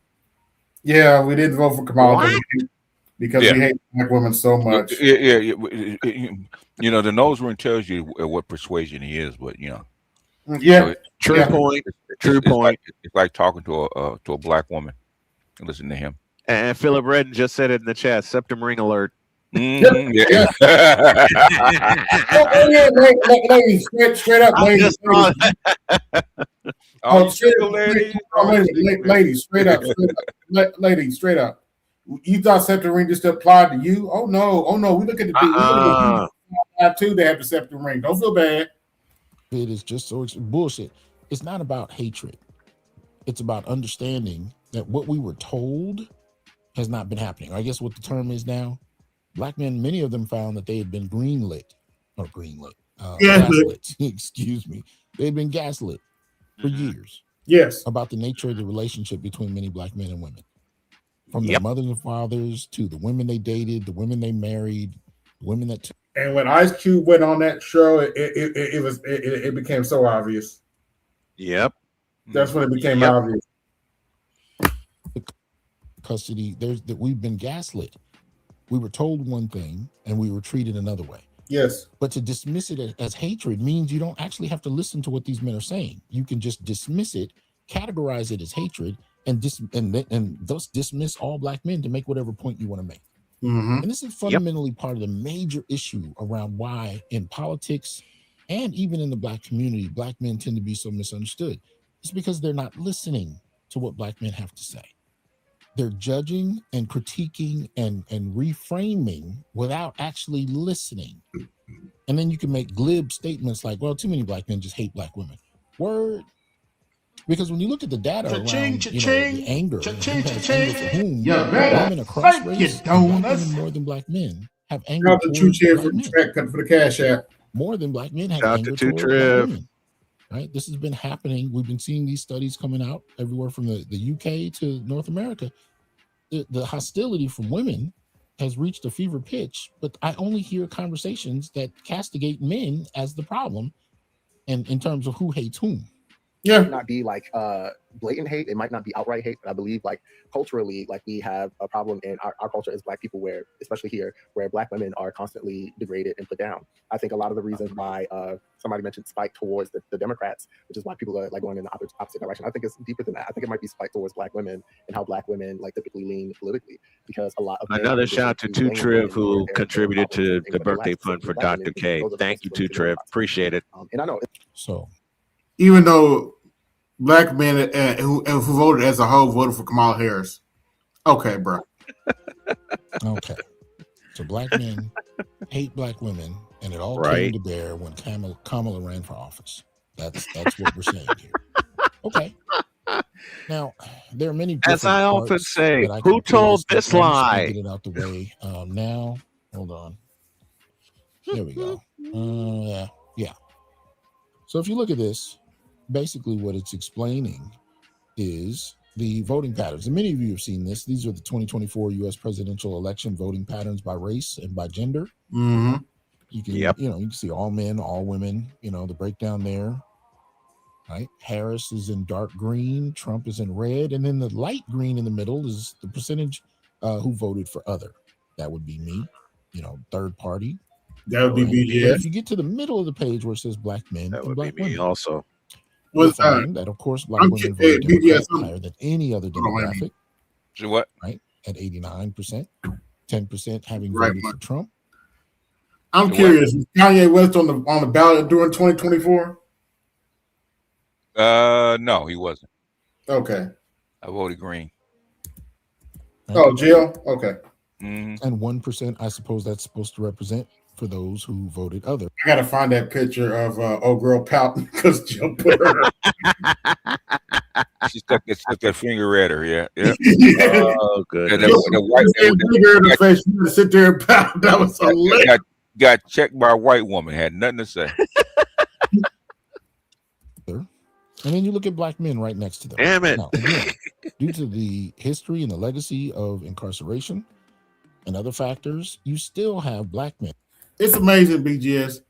What the other black men have voted. We literally voted for Kamala Harris at an 80% mark, and still without fail. I'm done with life, and it's all Jermaine's fault. It's always Jermaine's fault. I'm done. It's still our fault. 80% clip. 80% clip, folks. And it's still our fault. Somebody explain that to me, please. At the second highest rate, right, across demographics. Is there anything in what this man has said that gave you this image here, that showed you what black men's actual voting pattern is? This is almost like the same mistake Obama made when he tried to shame black men's voting patterns, even though for the last number of U.S. presidential elections, black men's voting patterns were second only to black women. And black women don't suffer from voter disenfranchisement to the same extent that black men do. Mm-hmm. But somehow the characterization of how black men position their worldview in regard to gender and race, as in terms of the presidential elections, it somehow always seems to come out opposite of what their voting patterns actually are. I'm gonna go back to him, but I just wanted to put this up. So everything you hear from here, that sounds a little strange, just come back to this chart. Mm-hmm. Right? To me, it's a cultural thing, and it's also so many other, because don't take this too far out of context, it's so many different layers to it, because there are different people who are coming to the same conclusions for different reasons. Like there are still black men who believe that we are the original Hebrew Israelites. There's a lot of them. There are. Where the hell did that come from? And what does that have to do with electoral politics? There's some black men that claim they're Hebrew Israelites, and black women too. Yeah, so right. But as they have this multi-layered, or they don't actually describe the multi-layers, they just reference them or refer to them in general and move on very quickly so they don't have to explain it. These multi-level, nuanced ideas about how many different ways men hate women, black men hate black women. No mention of misandry. Institutional, social, personal. No mention of misandry. So when black women as professional therapists can get on X and start talking about black men as bullet bags, no conversation about that. None. Assumptions that black men don't. Speaking of which, whatever happened to that therapist that was hating on black men, that the black woman got fired? I can't think of her name. And she broke somewhere sleeping in a car. She got ran the hell. She got ran the hell off. Yeah, she did. And then she tried to open up an OnlyFans. Oh. Wait. I shit you not. Here, where's God damn it. You can't make this Well, I would say that's strange, but then I saw FBK. Then old boy sent me that clip of FBK in a judge suit. In a what? Yeah, FBK Williams. Evidently she's a judge now. Yeah. Well, she's a TV judge. I don't know if she's a real judge. TV judge. Okay, whatever. What? Okay, she got a law degree. I don't care. Whatever. Yeah, she does. She has a law degree. I have to give her credit. Yeah. I'll give it to her. She got to. She's smart enough. Whatever. Yeah, she's smart. She's a smart girl. So I'm not. Yeah. She just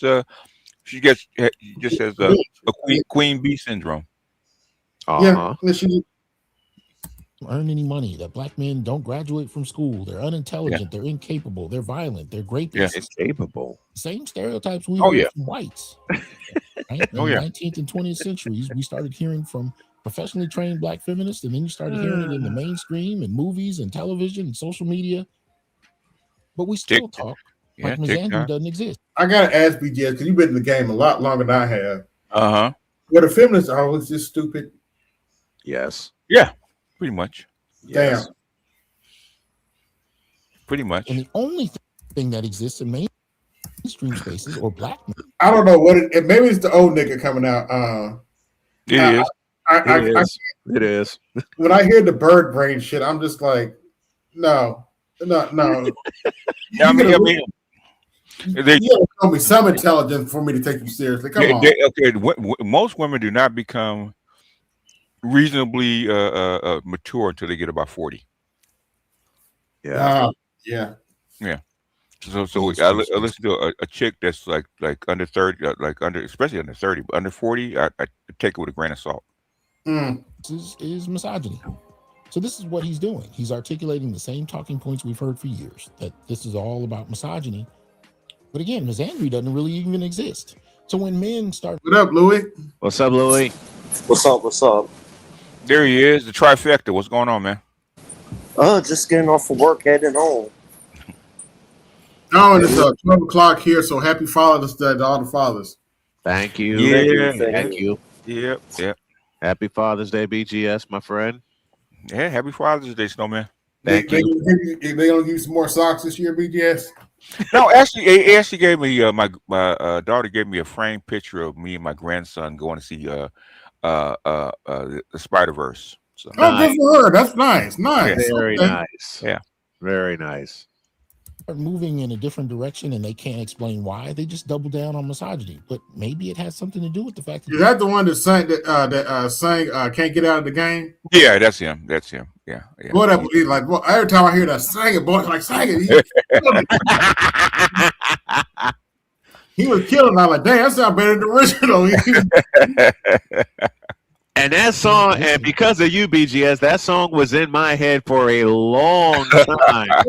You can't win, child. You can't win, child. And you can't get out of the game. And then right after that, I'm done. It's all Jermaine's fault.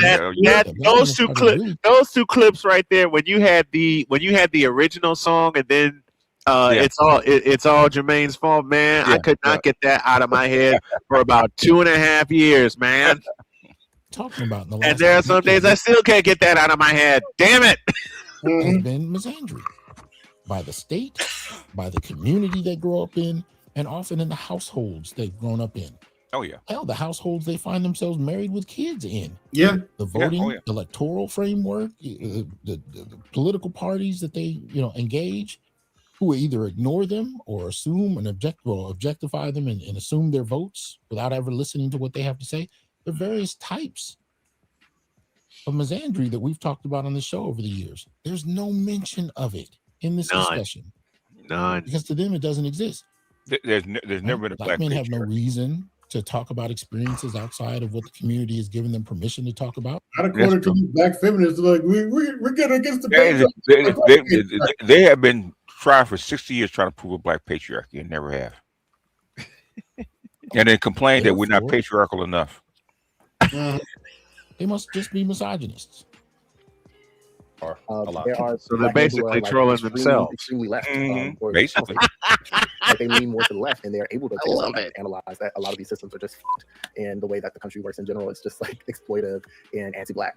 And then there are people who just like feed into conspiratorial thinking that think like, P. Diddy is running the government or some shit. Like, I think there's so many layers.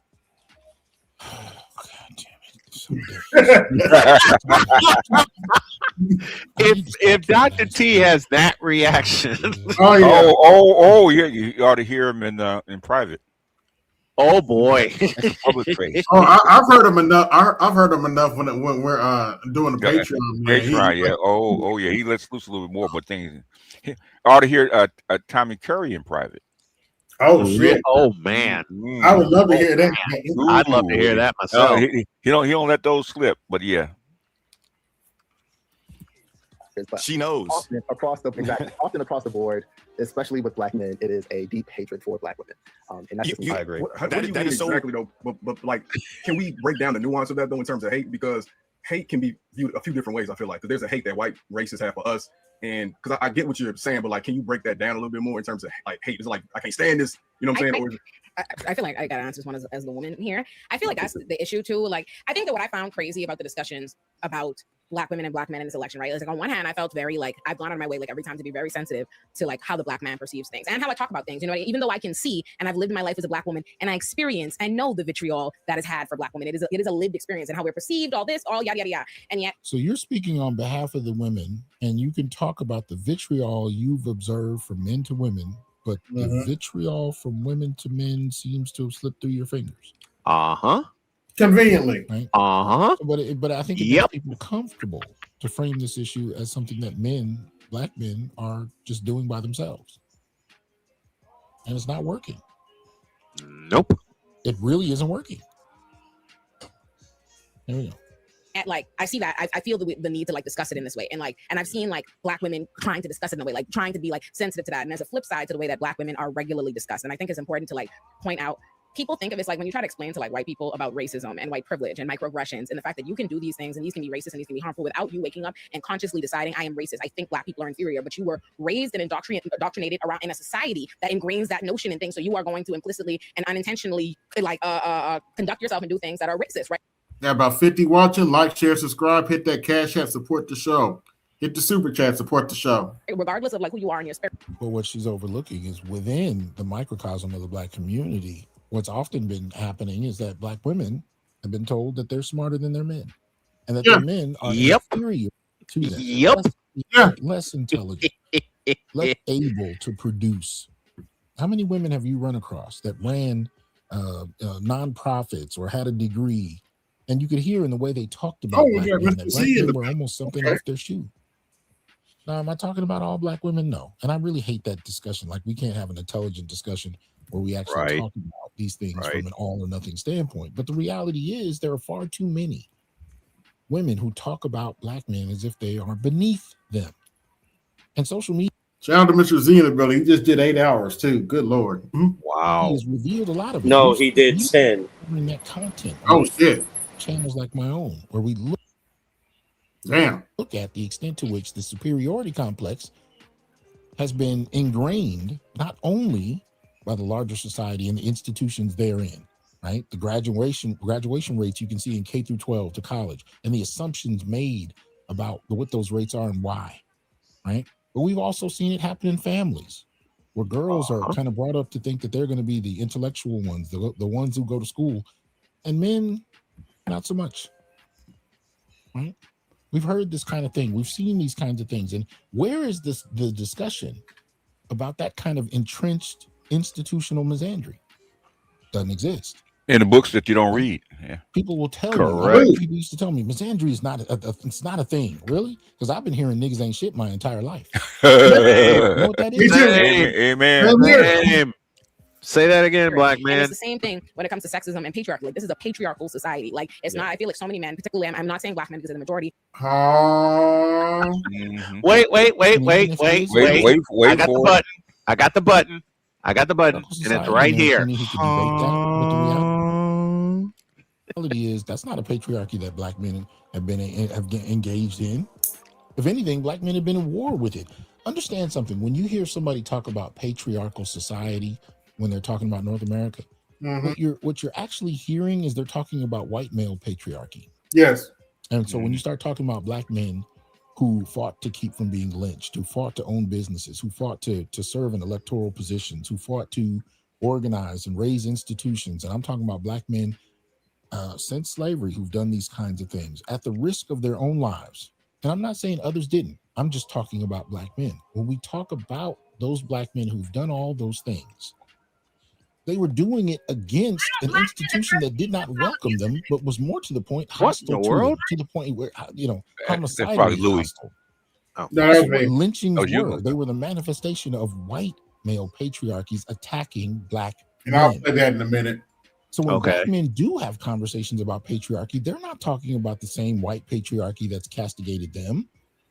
They're talking about Black men who often serve and protect and attempt to sacrifice so their own family can live a better life than they grew up with. Right. And you're going to hear that, most particularly if you're talking about it from a religious standpoint. That's part and parcel to how many of the main religions we talk about function. But this collapsed assumption that the word patriarchy somehow encapsulates what white men and Black men are doing is such a disgrace.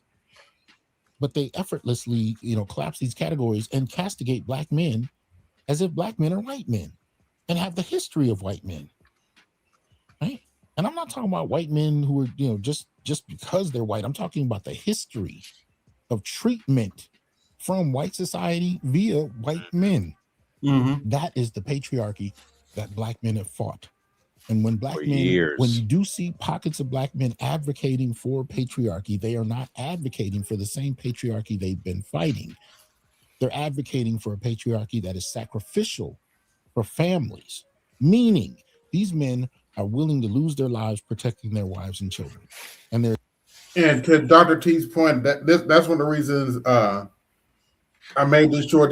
This short has been coming. Well, I'm waiting for it to load up, but this short has been coming for a long time coming. I get tired of Black women as how come Black men don't do anything about S abuse in the community? Here's why. Why don't Black men address PDF file abuse in the community? Why don't Black men address PDF file abuse in the community? Why don't Black men address PDF file abuse in the community? Because y'all are not willing to call out y'all's mom for keeping it a secret, not telling the men to protect the abuser. That's why. Yep. That's true. Their extended family. You break into their house and threaten their families. These Black men are not talking about, oppressing their own family. They're talking about leading and sacrificing so that the children have more. That is not the same thing. I'm saying Black men because that's what I'm in community with, that take offense. Like the way I saw so many Black men jumping down, like angry, like it has nothing to do with sexism. Black men aren't sexist. Like they're not in the same breath calling Kamala every kind of bitch, refusing to say her name. There's a certain level to which they're like slut shaming her. They're, denigrating her. I'm like, wow. Well, she did sleep her way to the top. I mean, that's on record. Go ahead, BGS, or whoever that was. That was me laughing. I'm sorry. Oh, sorry. No, I'm sorry about that. My bad. Anyway. Wow, slut shaming. First of all, you call it slut shaming, but you got a candidate who some of the things that she engaged in are just not going to go away. And it wasn't that Black men were the ones that brought that up. Ooh, Black men, Black women talked a lot about that as well. But to blame that on Black men in terms of Kamala's actions in San Francisco, somehow it's Black. And I can confirm this. Not every sister was feeling Kamala Harris. Nope. That's something they don't want to talk about. There's a lot of Black women who are not feeling Kamala Harris. But they don't want to talk about that aloud, do they? This is the same conversation that Obama tried to have just before the last presidential election to cast what he usually does, right? To browbeat Black men, despite the actual voting patterns. But here we go. Like it's evident and it's present. And I'm like, when you think about hate, but the existence of the manosphere in and of itself, right? Like, I don't think when I think of the manosphere, I very often sometimes like think of like these bunch of like white incels, right? Like that's what I think like in my picture. But when I think of who the actual, I'm glad she actually said it. At least we have a vantage point for how she views it. So she talks about Black men in the manosphere, but she thinks about white incels. Mm-hmm. Ooh, baby. strangely enough, it's acceptable. And the irony is, most of those guys are blue pill. Oops, I said that out loud. Yes. Say that fact again, please. Most of the incels she talking about are blue pill, actually. But anyway, because that's what she thinks. But you can't talk logic here, they're right? Kevin Samuels, they're Andrew Tate, whose daddy is black. It's Fresh and Fit. Those are the, you know what I mean? And like you. And she collapses all three. Hold on, wait a minute. I can't help myself. Andrew Tate, because his daddy black. In other words, I'm done with life, and it's all Jermaine's fault. It's always Jermaine's fault. I'm done. Yep. Not even Andrew Tate can escape the Jermaine. Three of those. Fresh and Fit, Andrew Tate. Gotta love Jermaine at this point. No, and I've heard this a lot, but usually I don't hear Kevin's name brought up to the same extent as Andrew and Myron or Fresh and Fit or whatever. Oh, there's a reason for that. Uh-huh. There's a specific reason for that. But there's no acknowledgement that there's a white manosphere and there's a black manosphere.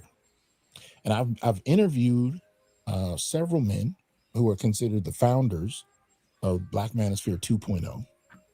And many of those men actually did have engagements with white manosphere content creators early on and broke from them and started something different. The black manosphere is not the white manosphere. Nope. Correct. There's a critical difference. There are different arguments. There are different experiences. There's a different history.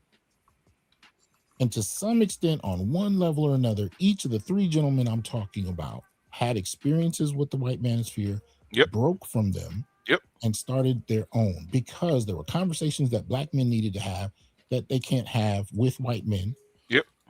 Because white men refuse to acknowledge the history, right? So they created their own. She's collapsing all of that because to her, the manosphere is just men. That's it. Misogynist men.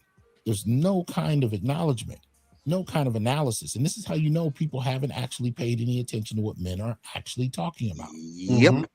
You look at like where the shade room, like I think about how many black people were like upset that like Kamala was even going to the shade room, but the reality is a lot of black people, if not the majority of black people between a different like a teenage to like 30-something age demographic are getting their news from the shade room. And if you go look at the culture of those comments in that community and see how they talk about and think about black women, it's crazy. Sorry, what? Look the majority of black media, both mainstream and independent, and look at how they talk about and think about and treat black women and even their lives like beyond just like on media. So I think like that's like what we mean the hate. The hate is not like in the conscious way that you like wake up and you say I hate women or that I don't want to be with a woman, but it's the way that you judge and pick apart. You feel like visceral, you gotta react. And another way, I feel like you guys hate us. It's not that we hate you, because we won't kiss your ass. You feel like we hate you. Oh well, you'll get over. Because last week we had a whole bunch. Ram had a Zoom, had a whole bunch of women on, right? And one woman said that she feels that black men hate black women. And she was going. I said, can you give like 2 or 3 examples of why black women feel that black men hate them? Yeah, I had a feminist troll my chat on Thursday. Yeah, I said, my thing is, can you give me 3 examples of why black women hate black men hate black women, right? And she gave me one, and she said it's because she knew had a friend who was dating a guy, right? And excuse me. I guess the server or whoever it was getting too friendly with her, right? And he basically started a fight with the guy. I said, so that means because he hated that woman so much, he started a fight with the guy. Really? I would think it'd be the opposite, but you cannot make this up. You cannot make this shit up. You can't make this up. In a spot that a woman might get a thing, you know what I mean? Like the leadership role and the gender. I think that's all. Like the hierarchy. And when Mama says something, everybody nods. Yeah, that is the gynocracy. He's not lying about that. That's the gynocracy in you. Okay. Yeah. When Mama said something, everybody nods. Yeah, everybody nods. Yeah. Queen Mother has spoken. Queen Mother has spoken. And wait. Queen Mother has spoken, and you are to take that word no matter what. No matter what. Yep. That's why, especially now I'm in my 40s, I can't go around my aunts anymore because I don't give a shit anymore. I like you spoke. I don't care. You're not about to run my life again. Nope. Really? But again, She's telling us, as the resident woman on the panel, this is what's happening. Nobody on this panel has experienced the contempt for black men. Nobody. So this is just a one-way street.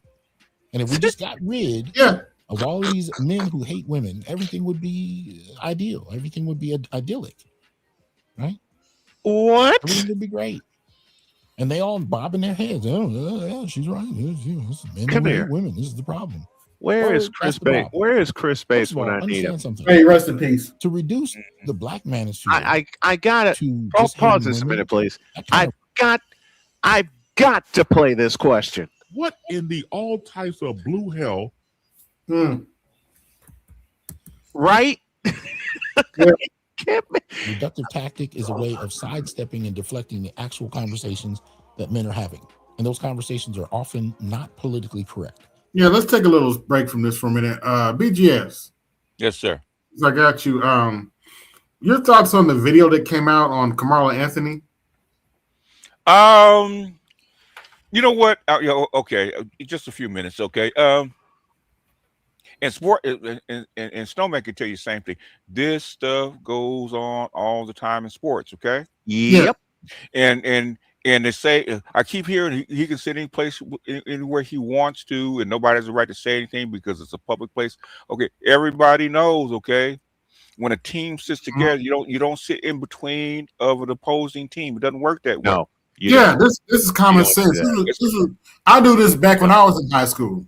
Yeah, and they were saying, well, the Metcalf brothers had no right to push on him and push him out of their area. Okay, that happens all the time, especially in track meet. Yeah, it does. I've seen it. Yeah, because your coaches are where? Your coaches are on the track or they're at the fence looking at the meet. They're not looking at you. Yep, they're not looking at you. Right. And they released they actually released the video footage of him talking to police. He knew he was wrong because he was sitting there crying. Yep. I told him not to touch me. He knew he was in the wrong, and he got zapped. Okay. All right. And I what I hate is black people that grew up in the hood. Not the suburbs, but the hood.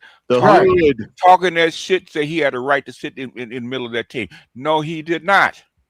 That doesn't go down. When that wouldn't have gone down if that was in your house. I'm in my late 60s. When I was a kid, that was unheard of. You could not walk up. I don't care if you're invited or not. Okay, you cannot walk up into the middle of an opposing or another team's group. Okay, in any sport. In any sport, unless you're a woman and you're giving up some. Okay, maybe they'll let you in, but other than that, no. No. And that can't happen in it, especially track and field, because BGS, you said it best. The coach is distracted watching the meet. They're not watching you. They're not on the bench watching you. Okay, they're down by the track. Helping the runners and helping the people on the field. They're not watching you. Right. I discovered. Austin Metcalf's coach was black. I didn't know that. I'm not surprised. It's okay. I'm not surprised also. Okay. They say that it's an all-white area. It is not. Okay. Is it white? It's 53% white. Okay. And others. Okay. It's a mixed community. Okay. Okay.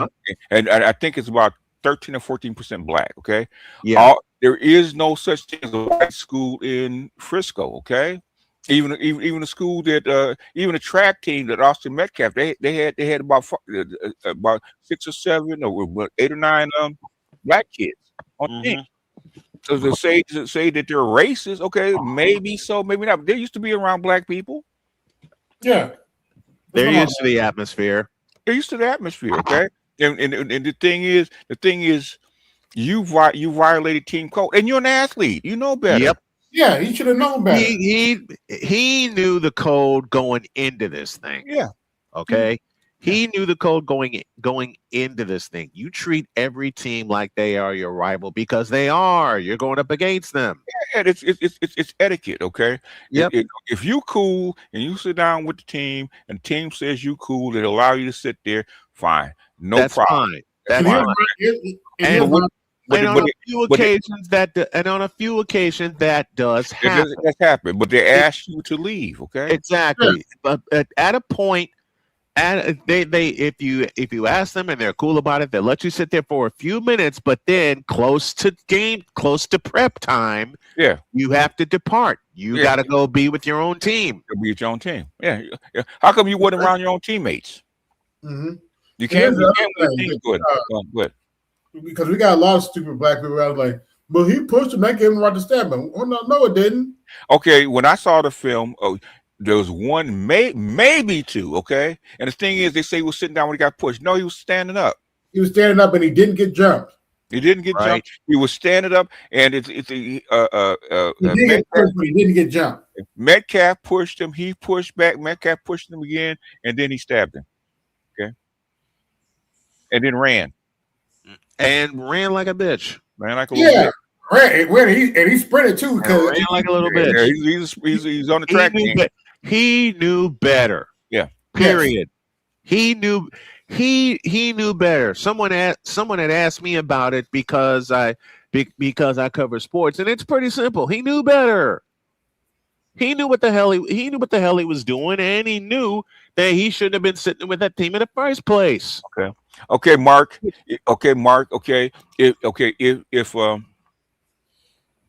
If you wrestled and teams mix, okay, everybody knows, okay, if the team during competition, okay, teams don't mix, right? If that was the case, he passed 3 tents. How come he didn't go to one of the other tents? Exactly.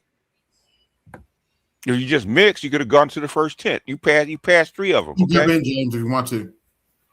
Yeah, you come up here. That's bullshit. Okay.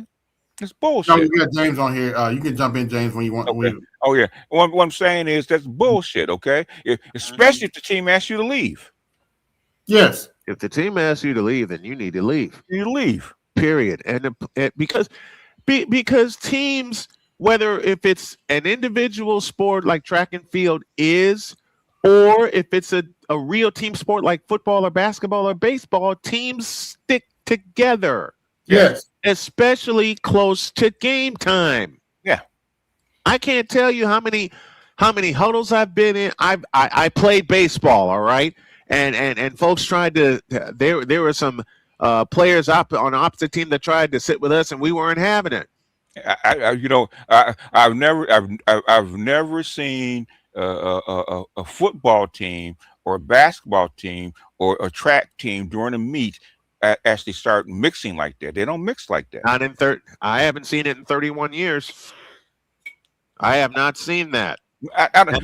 Mark, I don't give a shit if it was pouring down rain. If they fucking it's their tent. If they ask you to leave, go find another spot to sit. Mm-hmm.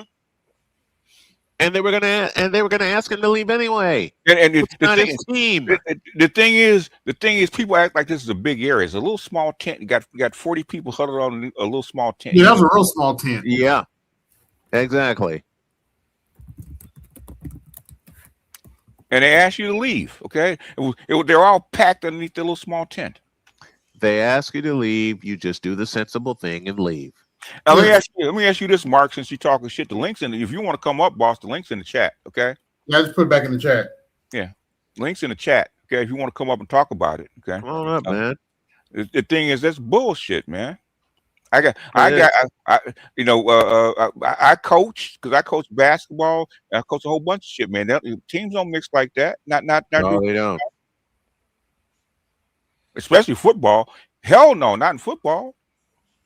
You can't go over to the other team sideline and mix. Get the fuck out of here. They will throw you in the stands, if not over them. You can't, especially with football. Mark, biggest sports. Mark, it was a meet. It was a regional meet. It was a regional meet. Yeah. What are you talking about? There was no competition. Why do you think they were all there? Yeah, it was school. It was literally a school event. It was a school event. It's a regional meet. What are you talking about? Was that just a regional meet, or was it a state meet? No. In other words, it was the whole district. It was a district meet. Okay, with all the schools there. Okay. District meet. Okay. It wasn't open. Now during open competition, yeah, people mix because the team. Right. Okay. But during during a school meet, especially a district meet like that. That don't happen, man. What are you talking about? No, they don't. I had just wondered if it was like just a regional or if it was a state meet, because there are even more guidelines if it's a state tournament. That's why I posed the question. Okay, it was a district. It's okay. In track, right? You got okay. You're always going to have your before you actually go to citywide or something like that. You're always going to have your own league meet. League meets and stuff like that. Okay. Yeah. And basically this was like it's like a district or league meet, okay, where all teams come together and compete so they can actually go on to whatever the level they're gonna go on to next. Okay. That's what it was. Okay. That was the question. That was the question I had. That's why you have all these teams with tents all together like that. Okay. Right. That was their purpose. Right. So it was a district competition meet. Okay. Gotcha. Yeah. Okay. It wasn't team on team; it was district meet. That's how come it wasn't at the schools at the big school district. Stadium. Yeah. Okay. Yeah. Okay. Otherwise, it'd have been either at the school. Been at the school. Yeah. Or nearby. Nearby the school. Yeah. Okay. That's the question I needed answered. But that's bullshit, man. I still, man. I got grandkids, man. I got grandkids. That shit don't happen like that, man. In fact, go back. In fact, there was a fight between Crenshaw and Aquinas in basketball, man. Just a couple of months ago, where the teams were fighting. They don't mix them like that, man. No, they don't. There's a reason they don't mix them like that, because the reason they don't mix teams like that is because one team's gonna start talking shit and it's gonna pop off. That's how. I've seen firsthand. One side, another school visit, you be talking straight shit to him. And guess what he was doing in that tent? Talking shit. That's why they asked him to leave. And then all that. Let me ask you this, Mark. Okay, if your team had an area, okay, a tent or something like that, okay, and somebody came in the midst of you talking shit, you asked them to leave, okay, are they supposed to leave? Yeah, in that situation. But what I was saying was, when I played sports, because I played sports from the time I was 9 all the way up till I got to college. What area are you from? I'm from Florida, so it's a little different, maybe. But man, ain't that much different, man. Go. Okay. But like every time, even in football, like before the game, even in the little league, we would go on each other's tents because we all knew each other. When I got to high school, you can't. It's football because I play football, so you really can't do that in football because one side. Okay. But, when I did wrestling, we definitely all intermingled with each other. Because we all knew each other. We knew the people in the districts and stuff because we seen these same guys at each meet each week. So during competition. Oh yeah, during the competition, of course, because we got to be near our team supporting our teammates on the mat. But guess what that track meet was? It was a competition. It's a competition. But I'm saying that the competition it had to stop because of the weather. Like I think it was lightning. It doesn't matter. Okay, don't matter. And especially in that situation, they stay with their own. Rules and competitions still apply. Yeah, it was a break, but the thing is, the coaches and stuff were still on the field. The athletes were still down there. Okay. Oh no, because I know like when I did track and stuff, all our coaches intermingled. They used to be talking to each other, and all the people used to be under the same tent. Sometimes we would go under their tent, they'll come under our tent. But when it's time for us to start running and doing our performance, we'll go back to our separate ways. That's exactly what was going on. Okay, because they were taking a break, but things they were in competition. Oh no. And we do understand what you're saying. Have you been to? I get it. You've been to a league meet, right? In high school, right? Oh yeah, I've been to districts, regionals, and stuff like that. So in other words, in competition, do they all intermingle like that during league? Yeah, well, I say in my experience, we did because we were that close to the team. Even though that team was one of our rival teams, but we were cool with the coaches like that. So we would talk before. Sometimes we would warm up together, but when it's time for us to go do our thing, we would go do our thing. You separate, okay? So, but in the middle of the meet, are you guys in a meeting like that? Oh no, not in the middle of the meet, but the way wrestling is done is kind of everybody sitting near each other, so it's not that separated. Yeah. But in track, sometimes some people might go on one side of the track, some people might go on that side of the track, some people might go in the bleachers, some people might. So, yeah. Why do you think they set up the whole area of one team? Okay, why is he the only guy? If that's the case, how come he's the only guy from another team in that tent? Well, I heard somebody invited him under, but I guess that whole thing happened, and then I guess when the white kid came under and said something to him. There's 15 people. Okay, this is how it went down. If you go back and look at the transcripts, okay, he was calling them pussies. He's saying that the teams are ass, and they got tired of it. So the other people asked him to leave. The Metcalf brothers didn't come over till later. If you look at the film, okay, you can see leave like 15 times. You look at the film, you see other people turn around, looking at him, asking him to leave. Yeah, that was kind of blurry to me. So I didn't watch the whole thing. I just seen the little part that they had on Instagram. I was like, oh, so they finally released the video. If they released like 11 minutes of video from him coming out of the dugout, walking past 3 other tents and going into that one. Okay. Oh yeah, I just seen the part where because they showed him part on Instagram where he came from behind the tent and ran, and then some people decided to chase him eventually. I mean, okay. If somebody to stab your teammate, would you not chase him? Of course, but I'm saying that's the part that everybody, mainly people, was showing on social media. Okay, if you go to Lisa Cabrera, she shows the whole uninterrupted. In fact, the same thing with Dr. L. They showed the whole uninterrupted 11 minutes of the whole video. Okay, from him walking out of the dugout, because they chased him out of the dugout and into the tent, and he was there for a good 8 minutes, man, before shit popped off. Okay, but you can tell enough how people are standing up and asking him to leave. Yeah, I just think he was overcharged. I think he should have got manslaughter. But I mean, okay. Well, the thing is, okay. I think the biggest thing is, okay, the biggest thing is, one, okay, if you're in somebody else's tent and you don't leave, it means you're an instigator. Okay, or two big things. You brought a knife to school. Yeah. There's a reason that you do not allow weapons on school is because of bullshit like this. Okay. Okay. One, you knew you had a knife. Two, you're sitting in the middle of another team's area where they're asking you to leave. Okay. With a weapon. 3, you said, okay, you can't make me leave. You're gonna have to make me leave. Okay. 4, when you're challenged, okay, you said, touch me and find out what happens while you have your hand on the knife. Yes. We get where you're coming from, and we're on record saying he shouldn't have got 35 years, but we looking at the facts, they had enough to charge him with murder. I'm sorry. Yeah, they had more than enough. Okay. Have more. Okay. If some slick dude walks into your teammate's area, okay, talking shit, you ask him to leave, okay, and they don't leave, and he's got a weapon. He's got a weapon. He gets pushed and stabs somebody. Are you gonna say, okay, well, that's not that bad?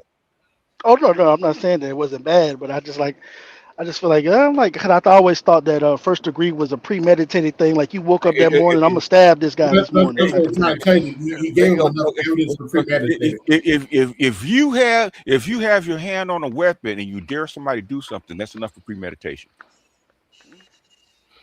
Yeah, that's kind of what Dennis Sperling said too. So that's why it's a verbal threat. Dennis Sperling, Nate the lawyer, a few other lawyers said the exact same thing. It's a verbal threat. And basically, the judge did give the jury the option to go for manslaughter. In fact, guess what? You want to know? Guess what? You know what the kicker is? That they don't make public. The DA offered him manslaughter. Yep. Oh, well, he didn't take it. He didn't take it. Because I was reading about the squeegee boy in Baltimore, right? Okay. You should have took that 5 to 10 and went home. He got 15. Okay. But guess what? Guess what happened? Okay, the D offered him 18 months. Oh, he a fool. And he didn't take it. And he didn't take it. So he went to a jury. Guess what happened when we go to a fucking jury and you're a young black kid with a weapon? He got zapped. Oh. Especially Oh, Texas. He a fool. You're a young black kid in a mixed suburban area, okay, with a motherfucking weapon doing ghetto shit. With that, because we see this shit happen all the time in the goddamn ghetto, man. I'm sorry, I'm in Cali, okay. Yeah.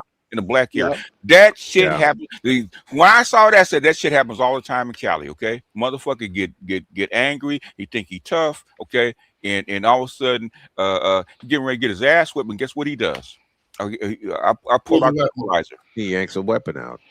It happens all the goddamn time. That's how come most black schools have scanners, metal detectors, clear backpacks, and they check book bags and shit like that.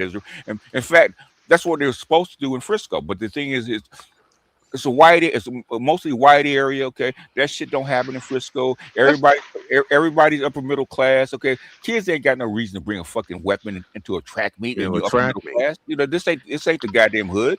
Yeah, that's probably why it's different, because most of Florida is more of a mixed thing, so you don't really have an all-black school anywhere. So it's more of a kind of more of a mixed thing. So we don't, even when we do have those type of rivalries, most of those we don't see most of those guys that we rivaling with. That's a football thing, but like in a track meet and those, it's a little different. So it's usually. Remember the Asian guy that got off in South Carolina? Oh yeah, that was yeah. Guess what? Guess what color his lawyer black. was? Yeah, he was black. I seen. Guess what color the jury was? Black. Oh, I didn't know nothing about the jury, but I knew he was black though. Black. Okay, I'm telling you, in California, that motherfucker, the cat that just did that in a school district, okay, he got the same thing. He got murder.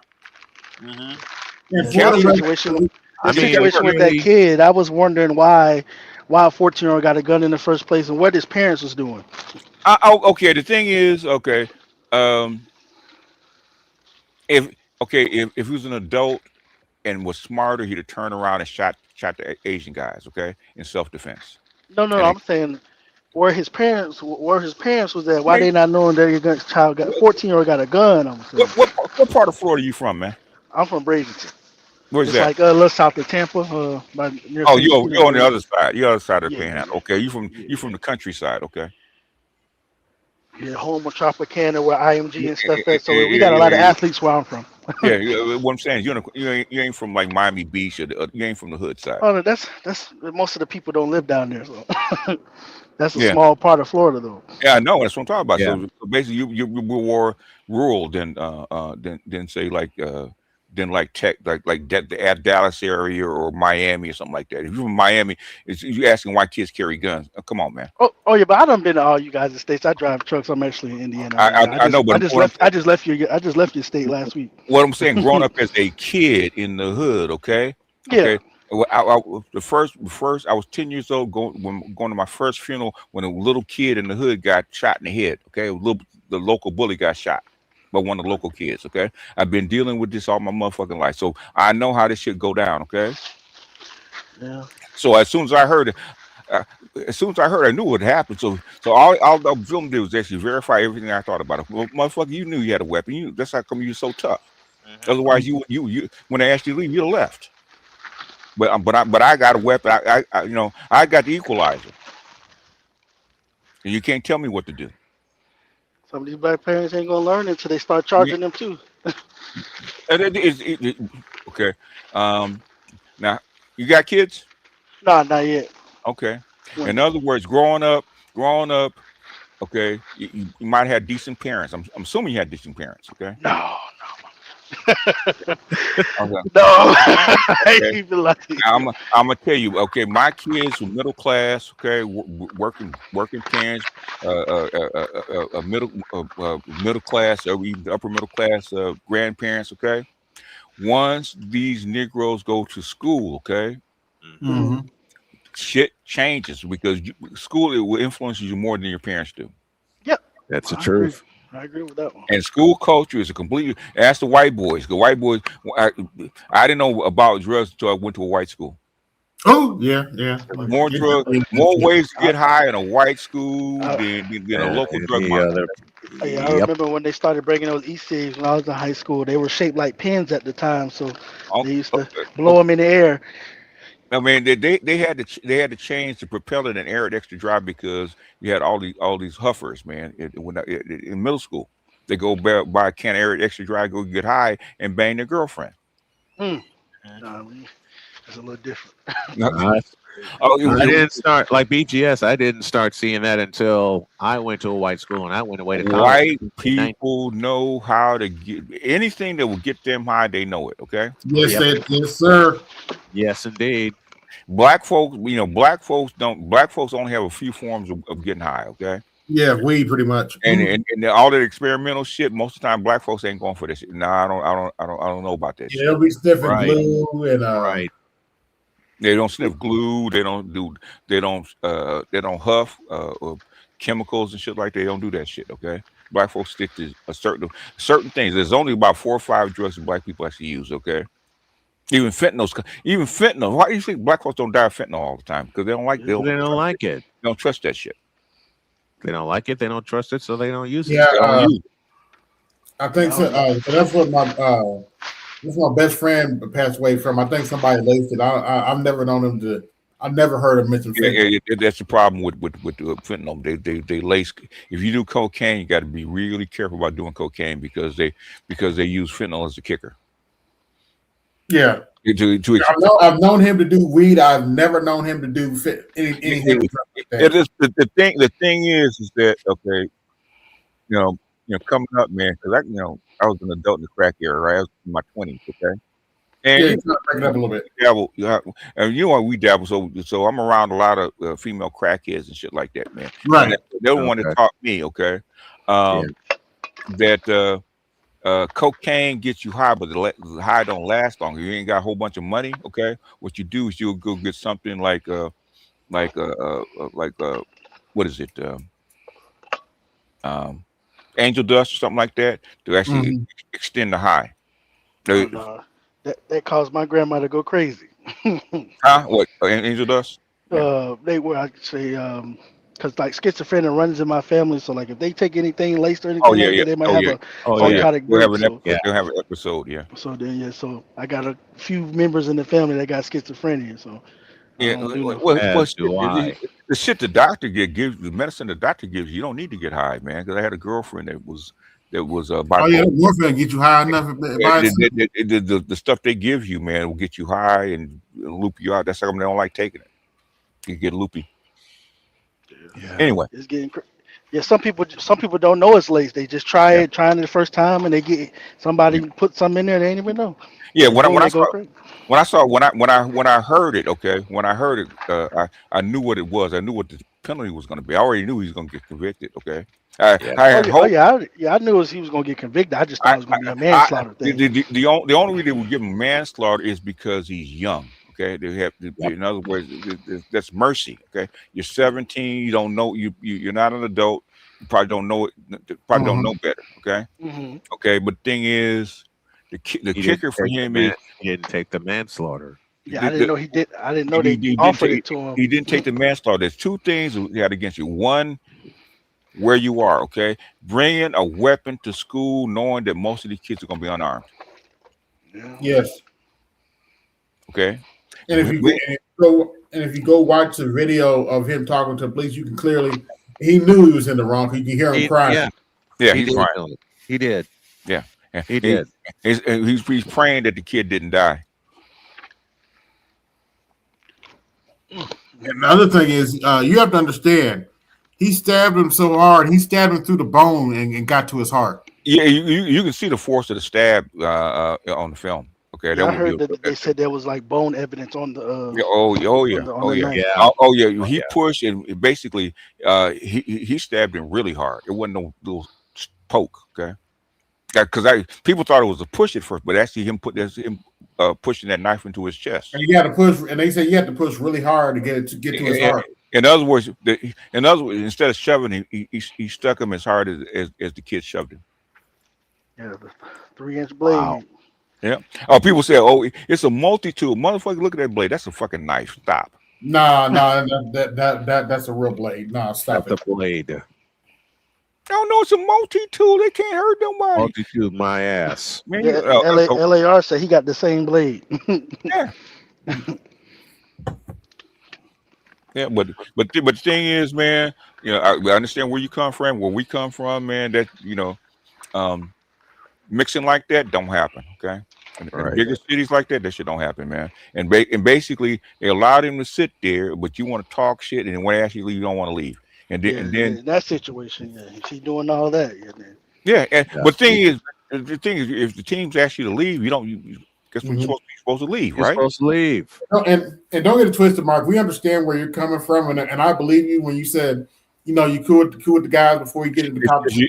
If you're cool with the guys, you're cool with the team. If y'all all know each other, that's different, okay? Yeah, they didn't know him. Well, if he got invited, some of them people knew him. One guy, barely knew him. Yeah. One guy he was familiar. Uno. I think over time, especially if they're at districts, they had to see him at least more than one time already. They ran against him. They don't mean they know you. Just because they see you doesn't mean that they know you. I mean, because Frisco is not that big of an area, so I would think they would know each other a little better. So Frisco is about a town area of about, I think I looked it up, like maybe like 400,000 people. That's fairly large. Yeah. You said how many people? 400,000. They have 5 high schools. They have 5 high schools. That's a nice size. How many high schools my area got? Got about just about the same. That's what I'm saying. I'm just like, some of our schools were farther in other counties away still, than we played these guys and we seen them on the regular. What I'm saying, this is a suburb of Dallas. Okay. You're talking about a metro area of about 8 million people. Yeah. I was just over there too. I was just in that Dallas Fort Worth area is quite crowded. Some White Claw. The White Claw. The whole trailer full of White Claw. Okay. and took it to Tulsa. Okay. So I mean, people can have their own opinion, man. But the thing is, I'm in LA, which is like a metro area of like 11 million people. Okay, and especially in the black area, we see this shit all the time. No, just because I was only just addressing that part because I keep on hearing people saying, "Why was he under their tent?" I'm like, well, I don't know how like you said back then, y'all didn't really intermingle. Like, I must have known. When I was growing up, we intermingled a lot, like because we all knew each other. They still don't. Okay, you were in a relatively small area. They still don't. They don't intermingle like that here. Right. They still don't. Especially where I'm from. I'm from Chicago. They really don't mingle. Oh yeah. Yeah, I work for a company out of Chicago now. I was in the corner store one time and the kid was talking. He was like only 12, 13. And he was talking about my mama and on his brother's dead grave. I was like, he talking like that and he ain't even a gang member yet. I'm like, exactly. Now, but where do you go to school at? That's you're gonna pick it up. He was on South Side. Oh yeah, that's where you gonna pick it up at. Which is where I'm from. I'm a South Sider. Yeah, I've seen it. I saw it my entire life until I said that's a different level of trench. I'm from the Florida trenches, not that type of trench. Yeah, now while we're on the topic of this, if you're from like Miami-Dade, I'm actually out here in Indianapolis right now. Where you at? I'm an hour and a half south of you. If you were in if you're in like Miami-Dade, I would actually understand it better. Okay? Yeah. Now while we're talking about this, Miami-Dade, they don't mix like that, man. Right. Now, while we're talking about this Metcalf case, I got to point something out. I was hoping that this was AI, but unfortunately, it's not. I don't condone. I don't care how you feel about Austin Metcalf. I don't condone anybody on his grave. Dead. Yeah, no, going crazy. Right. Some dumbass rapper went out to Austin Metcalf's grave and pissed on his grave. Oh. Talking about I chose violence today. I don't condone that shit. You could have better ways to choose violence, but pissing on a guy's grave. Yeah, I think they've been responding to the dad. I think that I've seen the video of the dad saying Yeah, I some know. stuff I know. too. His dad said some They've been racist. responding to him. I'm like, Lord. Okay.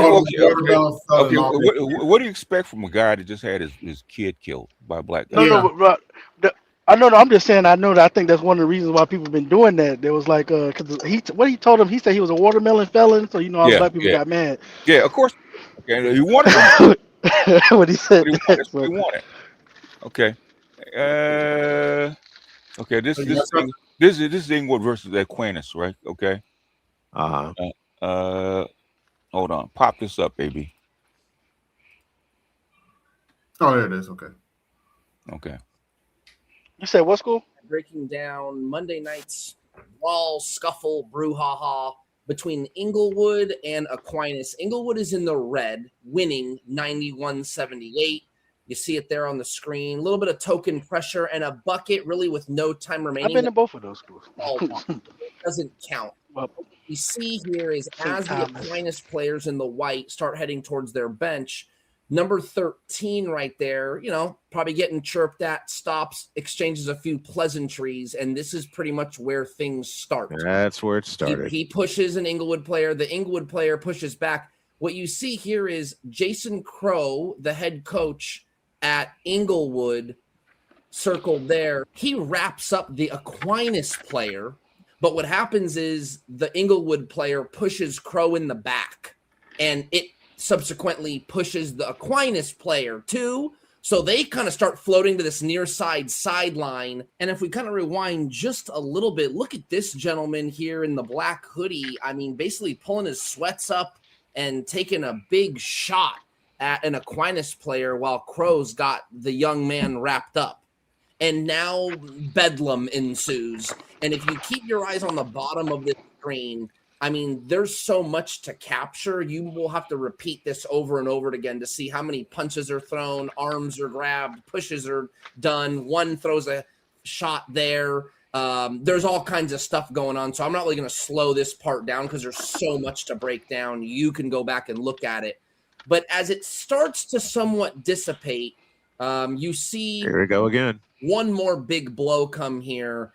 And that's number 1 in the white on the left side of your screen right there. Damn. He makes out to go find what appears to be an Inglewood coach or administrator and throws a haymaker at this adult. But the fight gets off camera, and that's the end of that. But for the most part, what's probably going to happen here is the CIF generally tends to delegate any consequences to the schools. So the schools will look at this, review it, maybe talk to the officials, and then hand down any type of suspension or consequences. If those don't happen, then the CIF steps in generally and says, okay, hey, this is how these suspensions are going to go. But the season ends February 4th, so you might see coaches and players miss a few games, but they should be fine for the playoffs, which start February 11th. Everybody, Tark Patel here. That's why you don't mix teams. I've seen that before. I don't know. That's why I said I just said because that's during the game of play and everybody emotions up while they playing. Because we fight on the football field too. That's why I said it still just seems a little different because they weren't running on the track or nothing. Anytime you get kids together, okay, and somebody says something, does something that another kid don't like, this shit can pop off, okay? And this is on the field with coach after the game, with coaches and referees and all the kind of. Imagine if there's a knife in the middle of that. Mm-hmm. When I did a game at the United Center, it was between two teams. It was the Public League Championship, and it was 2000. And they decided to move the game to the United Center instead of playing it at the UIC Pavilion when they realized the teams that were involved, which was Westinghouse and Whitney Young, all the scanners came around all the entrances at the United Center. All of them came out. In fact, they said it when I think it was when Westinghouse clinched their spot in the Public League Championship. That's when they made the decision to bring all the scanners out, because it's basically a West Side rivalry between Westinghouse and Whitney Young. This is in Chicago you're talking about, right? Yes, sir. Yes, sir. It's a West Side. It's a West Side rivalry. So they wanted nothing to do with any kind of suspensions or fines or anything like that, or have any kind of black mark on the Chicago Public League. So they brought all the scanners out. They brought as many security guards as possible. Yep. And here's the kicker. You know the attendance that night at the UC? What? 20,002. Mm-hmm. They set a record for the largest attendance in a game in Chicago or in Illinois, period. 20,002 for a West Side rivalry. And the kids were talking shit throughout the entire time. And Westinghouse wound up blowing out Whitney Young. But with the presence of all the scanners there and all the security there, they came in, they watched the game, they talked shit to each other, but they kept it clean. Yeah. They kept it clean. That's because the police and the security guards were all across the United Center. Yeah. Yeah. And they had to call in. They had to call in reinforcements because they didn't realize 20,000 people were going to be in the UC. Yep. Yep. We had a couple rivalries like that where it used to be a school we called Southeast in my hometown. They used to have a shooting there every Friday if they played whoever, depending on who they played. Yeah. Yeah. I know about that type of stuff. Yeah. Yeah, but like I said, 20,002 in the United Center for a West Side rivalry, and the United Center's on the West Side. So, Mark, you tell me, y'all didn't fight? Y'all didn't scuffle? Excuse me. Are you talking about on the football field? Football, track, anything? Y'all didn't scuffle? Not on the not in track. No, I never seen one in track. I seen one in football. Wrestling, it could get there. Depending on like if somebody gets up, because some people get mad when they lose, so then it becomes a thing or whatever. Sometimes it depends on how you get slammed, they get mad. But that's how. That's what I'm saying. That's always usually during the field of play, not during like where everybody's just loitering around and How about the guy? How about the guy that came out of the stands? Somebody see now if somebody come out the stands, that's a different story. You just saw that. That school's like maybe a mile and a half from me. Okay. Somebody jumping out the yeah, and see it all the time. Sometimes you can see that shit at the park. Yeah, you live in an area where there's a lot more organized gang activity. Like we got like cliques maybe in where I'm from and stuff like that, but a whole Bloods and Crips. That's not really a thing in Florida like that. So why you think the black kid lives in Frisco rather than Dallas proper or like? Because they definitely got Bloods and Crips over there. I know. Yeah. They got shipped back from California, man. What's that? Doing crack here. Yep. What's that town right there? What they call it? Oak Cliff. In Dallas. Yeah, Oak Cliff. Yep, Oak Cliff. Oak Cliff. Yeah, I got a lot of relatives. I was born in Dallas, so I know. I like Dallas. There's just too many people there now. All the black folks from California moved back to back east. Moved back to Dallas. Yeah. Let me say goodnight. Because I got to get Jody up in a few hours so she can go to work in the morning. All right. Before I go, go ahead. AP, tell BGS what you told me about the cat fight. You got to tell him that one. Oh my gosh, the cat fight. Evidently in New York, during the parade, two chicks got in a cat fight over who gets to twerk on the stoplight. Oh God. Okay, wait, that's New York though. That's not even the funny part. The funny part is I can't put all this on the sisters. This is a white girl in a big bag. It's called New York though. Yeah, that is true. They all like that in New York. This is true. Yeah. The New York women are very different. New York and Chicago women are very different. Okay, boy. You ain't said nothing but that a word. New York accent, though, boy. You can tell when somebody from New York. Yeah. Don't talking about gynocratic women, New York and Chicago. I leave y'all with this. My dad gave me the simplest piece of advice ever. get out or get the hell out. Mm-hmm. I chose option C, and I got the fuck out. Got the fuck out. Yeah. I got the fuck out. Got the fuck out. Yeah. I was telling Jody that one day. I said, my dad told me get out or get the hell out. And before I could say anything, she looked me in the eye, gave me a kiss, and she said, you did the right thing and got the fuck out. Got the fuck out. Yeah. I got the fuck out. Yeah. And I ain't going back. Put your mom on the phone, huh? I ain't going back. I ain't coming home no more. I ain't going. Exactly. Mm-hmm. Hey, look it. I ain't coming home no more. I'll talk to you later. Yeah, and I don't know who had the worst reaction when I moved. Mm-hmm. When I got the fuck out and stayed out. I don't know if it was my mother or my sister who had the worst reaction. Mm-hmm. I think it was Nicole, mm-hmm. my sister, especially after she saw pictures of my daughter, Donna. And then on top of that, 1 minute my sister's supporting my marriage to Jody. 2 years later, I don't have to tell you the rest of that. Mm. Oh well. That's on her. When Jody told me what Nicole said mm-hmm. to her, Nicole, you ain't gonna see hide nor hair of my ass until you apologize. Mm. That was 2021. Okay. Oh well. I wrote that off as a loss and kept moving.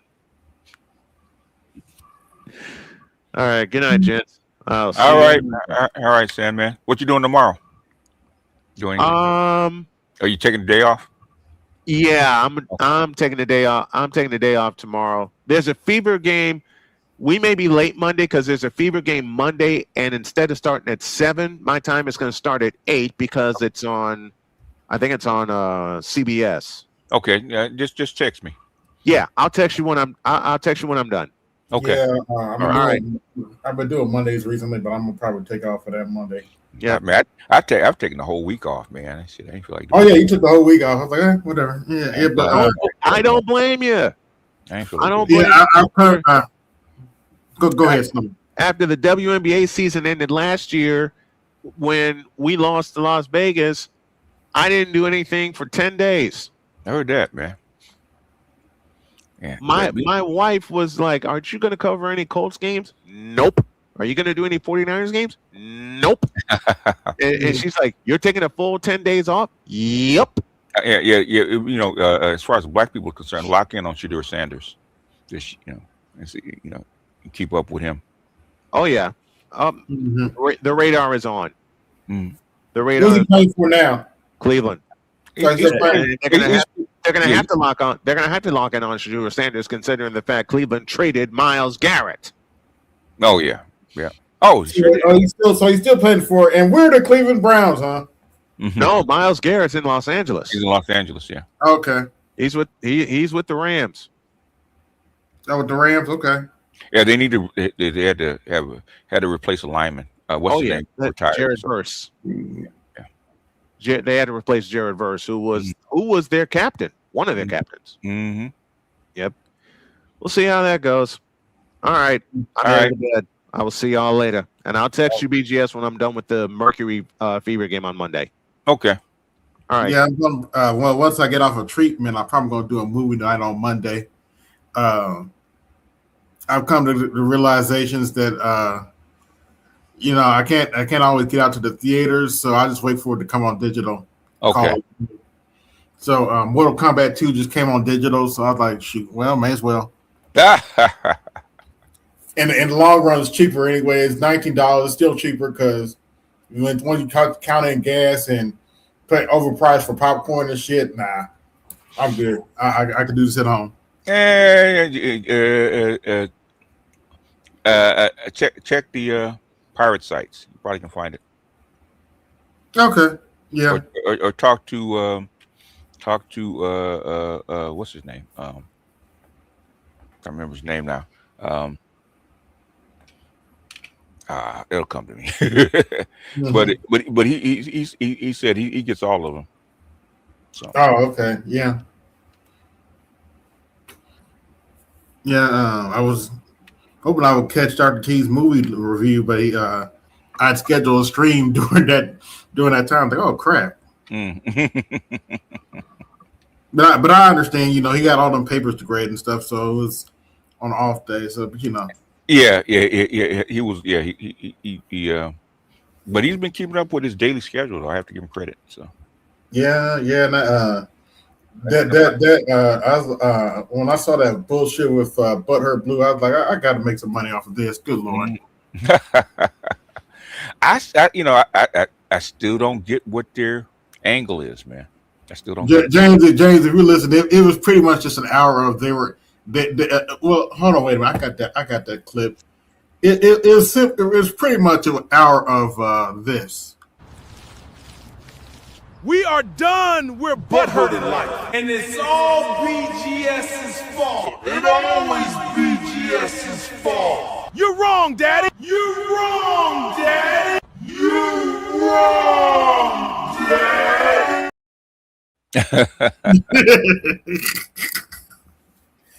You're right. I'm having too much fun with the AI, but you are. They should have never given my black ass AI. Hell no. I know you can't tell, but with my thumbnail, that's not. It's some of that's AI, but some of that's just skill. Yeah, well, you're a digital artist, so I'm not surprised. Yeah, I took it in. I just took it in. Well, I don't use Photoshop. I use Affinity now. Okay. I took an Affinity and put an effect on it, and put a layer mask on it, and just code out the pieces I want. Plus, I added the my little picture with the red hoodie in there. Yeah. Okay. I like that red hoodie. Oh my God, I have to make a black one too, but still. Oh, what time is it? You got about 15, 20 more minutes before you have to. What else you got? Got anything else? It's on the docket. Well, I can talk this about you. Well, people are saying Trump pretty much admitted defeat. He did. In fact, let me see if I got it. I'm actually play this tomorrow. Mm-hmm.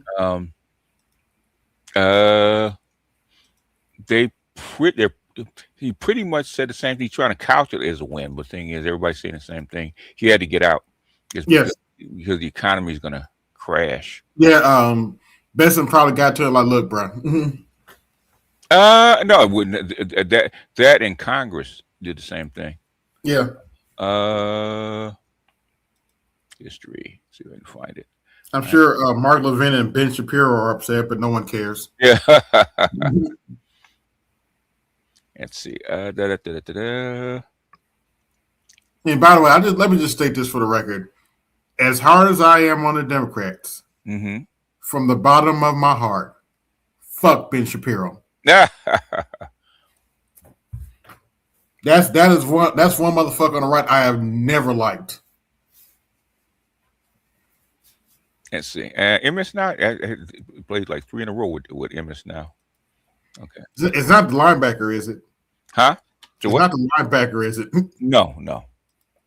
I don't think so. She's white and blonde. I don't think she's a linebacker. Yeah, I'm talking about Simone Sanders. Oh, no. I don't think she works for MS. Does she work for MS Now? Yeah, last I heard, because remember she got the show with Michael Steele. Okay. They replaced him. Okay. Hey, you pop it up if you want to. Oh, okay. Washington Congressman Adam Smith. He is the ranking member of the House. Oh, him. Yeah. I remember him. Friend to us. Good to see you. Yeah. He's the one that actually agreed with it, and he's the one that said to put a time limit on Trump. So that's how come they voted in the war powers. Okay. So we have Iran saying that they've closed the Strait of Hormuz again. However, we have the reports that it's actually radio messages they're sending, maybe not follow up with any action on those radio messages to ships saying it's closed. It does not expect much, though, to be accomplished in Switzerland until the fighting in Lebanon ends. And therein brings my question, because there are reports U.S. intelligence believes Israel will continue to attack Hezbollah in Lebanon. So how, sir, does this complicate efforts to end the war? Does the continued fighting there expose a serious gap between what the administration says it's negotiated and what it can actually enforce? Yeah, no, it complicates it significantly. I do want to be clear here. All the reports are Israel continues to attack Lebanon. Israel has honored the ceasefire until Hezbollah has attacked them.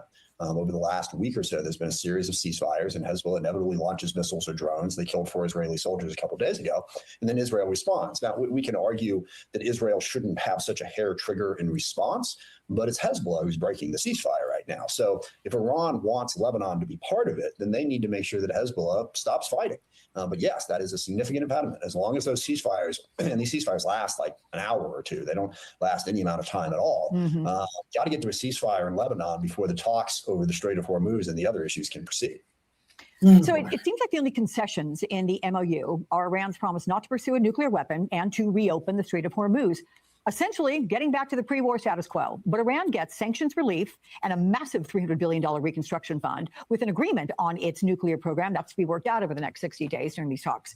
But given the leverage Iran has exerted over the U.S., is the MOU, sir, the best place to start negotiating a permanent end to the war? Are there any alternatives? Well, 2 things. One, this all points up what an utter disaster this war was and what an unbelievably stupid decision it was to start it. We knew that Iran had the ability to survive, to place the Strait of Hormuz at risk, and to place the entire region at risk. And yeah, we could effectively destroy a lot of targets in Iran. We could not destroy their ability to basically hold the region and much of the world at risk. So stumbling into a war, knowing that the objectives were not going to be achievable, was an enormous mistake. And we are weaker now because of it. Iran is doing something that they had not previously done, using the Strait of Hormuz as a leverage point. And it turns out it's a really effective leverage point. In other words, the Congress knew before he went in. They knew. So we've empowered them in that way. Now we're negotiating over how much money to free up for them in exchange for opening the strait, in exchange basically for getting us back to where we were before. And on the nuclear program, we've made no progress on it. There is no agreement whatsoever. Iran has always said that they don't intend to build a nuclear weapon. So getting them to simply continue saying what they've always said, the problem is, of course, we've never believed them on that point. So we wanted to hold them accountable for it. That was the JCPOA. Now, we are in an incredibly weaker position. But sorry, to your second point, is there a better option right now? I don't think there really is. I think this is the negotiation we have to have. I guess I can give Trump credit for at least going forward with that negotiation instead of just continuing a war that was going nowhere. But for him to claim that this is any kind of success is simply ridiculous. So the JCPOA, the Obama-era deal, it took 20 months. Say again? I know Lawrence Wilkerson and old boy going to eat this up. Oh, yeah. Well, they've been saying it for months. What's the other guy's name? I can't think of his name right now. Scott something, I think. Scott Ritter? Scott Ritter, yeah, I think his name. Yeah. They're going to eat this up. Yeah. Oh, yeah. They're already eating it up. Pepe Escobar is laughing. And Larry, I think is it Larry Johnson? Okay. He's laughing too about it. Negotiate. It involved lawyers, economists, nuclear experts. And Trump left negotiations to his vice president and his special envoy who built a career developing real estate. How confident are you that this administration will reach a final agreement with comparable restraints to the Obama deal? Yeah, I don't think that's remotely possible. I think the best they're going to do is to get a promise from Iran on a whole series of things, because what took those 18 to 20 months to negotiate the JCPOA was verification. How do we make sure of what Iran is doing with their nuclear material and what they're not doing? And how do we make sure that inspectors are allowed in to do that verification? And all of those details were worked out. Now, I don't think the team that's working on this right now is remotely capable of negotiating that type of complicated deal. So look, we fundamentally failed, or Trump has fundamentally failed in this war to try to bring Iran's nuclear program to heel. We're going to have to live with it. I'll tell you, the other big thing we should be talking about is how do we deter and contain Iran now that Trump has put us in this weaker position and launched this war. But again, I do want to emphasize, I want this war ended. More bombs, bigger blockade, more conflict. Best thing we can do right now is end the war. It's not in our best interest. It's certainly not in the region's best interest. And also, we need a sustainable. And that's what he's hearing from Congress, okay? Because he's a congressman. He actually talked about the War Powers Act. Maybe I think I played him maybe 2 months ago. Yeah. Oh, but we don't hold Trump accountable, right? Anyway. Yeah. And we're actually we're too low information for stuff like that. Ceasefire in Lebanon. There's a ton of issues to work out there. Hezbollah keeps breaking that ceasefire, but the war in Lebanon is also incredibly dangerous for the region. Yeah, for sure. Let's pivot to Friday when Bill Pulte became acting director of national intelligence. This after Trump postponed the confirmation hearing for Jay Clayton, his permanent pick for the job. The Wall Street Journal reports Trump made the move so Pulte has time to execute mass firings in the intelligence community. Trump also demanded Senate Republicans attach the Save America Act to the reauthorization of FISA Section 702, which expired last week. What do you, first of all, make of Trump's Pulte maneuver? And then secondly, what are the consequences of a prolonged lapse of FISA? Yeah, I think the thing about Pulte to keep in mind is it points out the fact that Trump has a very limited interest in governing our country well. This is what he's talking about. He's talking shit right now. There's a midterm. What are you getting ready to say? I'm not saying he doesn't pay any attention to that, but it is not his primary focus. His primary focus is using the instruments of our government, now that he controls them, to exact his revenge against his political opponents and to consolidate. What did I say before he even got in office? Yeah. I said the exact same thing. His personal power and his personal wealth. Pulte is there to do that, to weaken the intelligence community so that Trump has the power, doesn't feel threatened by them. And the other thing that Trump has said that I don't think has gotten nearly enough play is he said Pulte is going to be able to look into some of the election irregularities from 2020.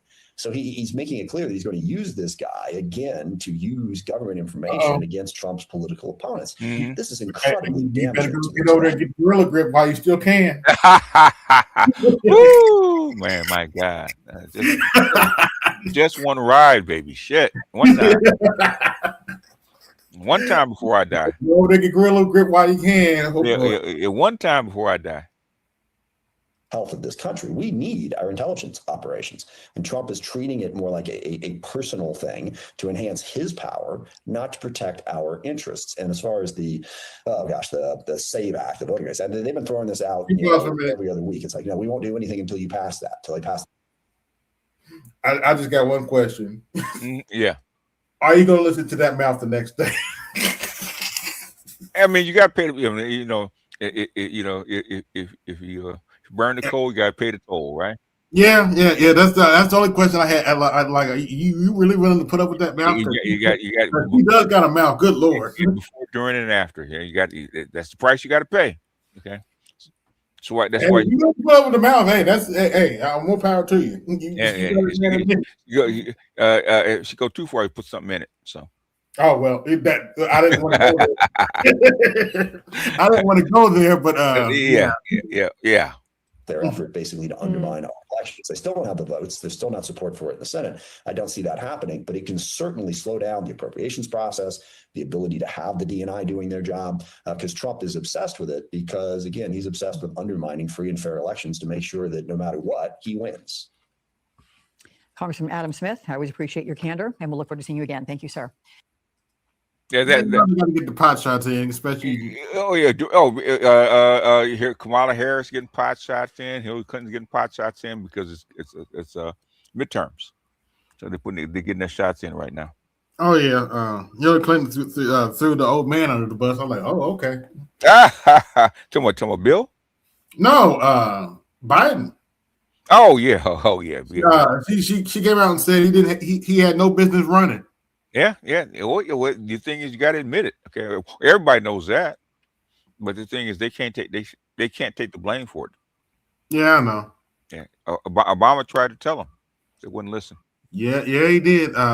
Now, believe it or not, to Michelle Obama's credit, she came out and admitted, look, we got to be honest with ourselves. People who voted for my husband twice voted for Trump. Yeah. Oh yeah. Oh yeah. After they did the math, yeah, they have to. Well, now it's time. What is it called? A come to Jesus moment. Yes. Yeah, they got to come to Jesus right now. This is time to do it. To their credit, this is the time to do it. If we're going to do it.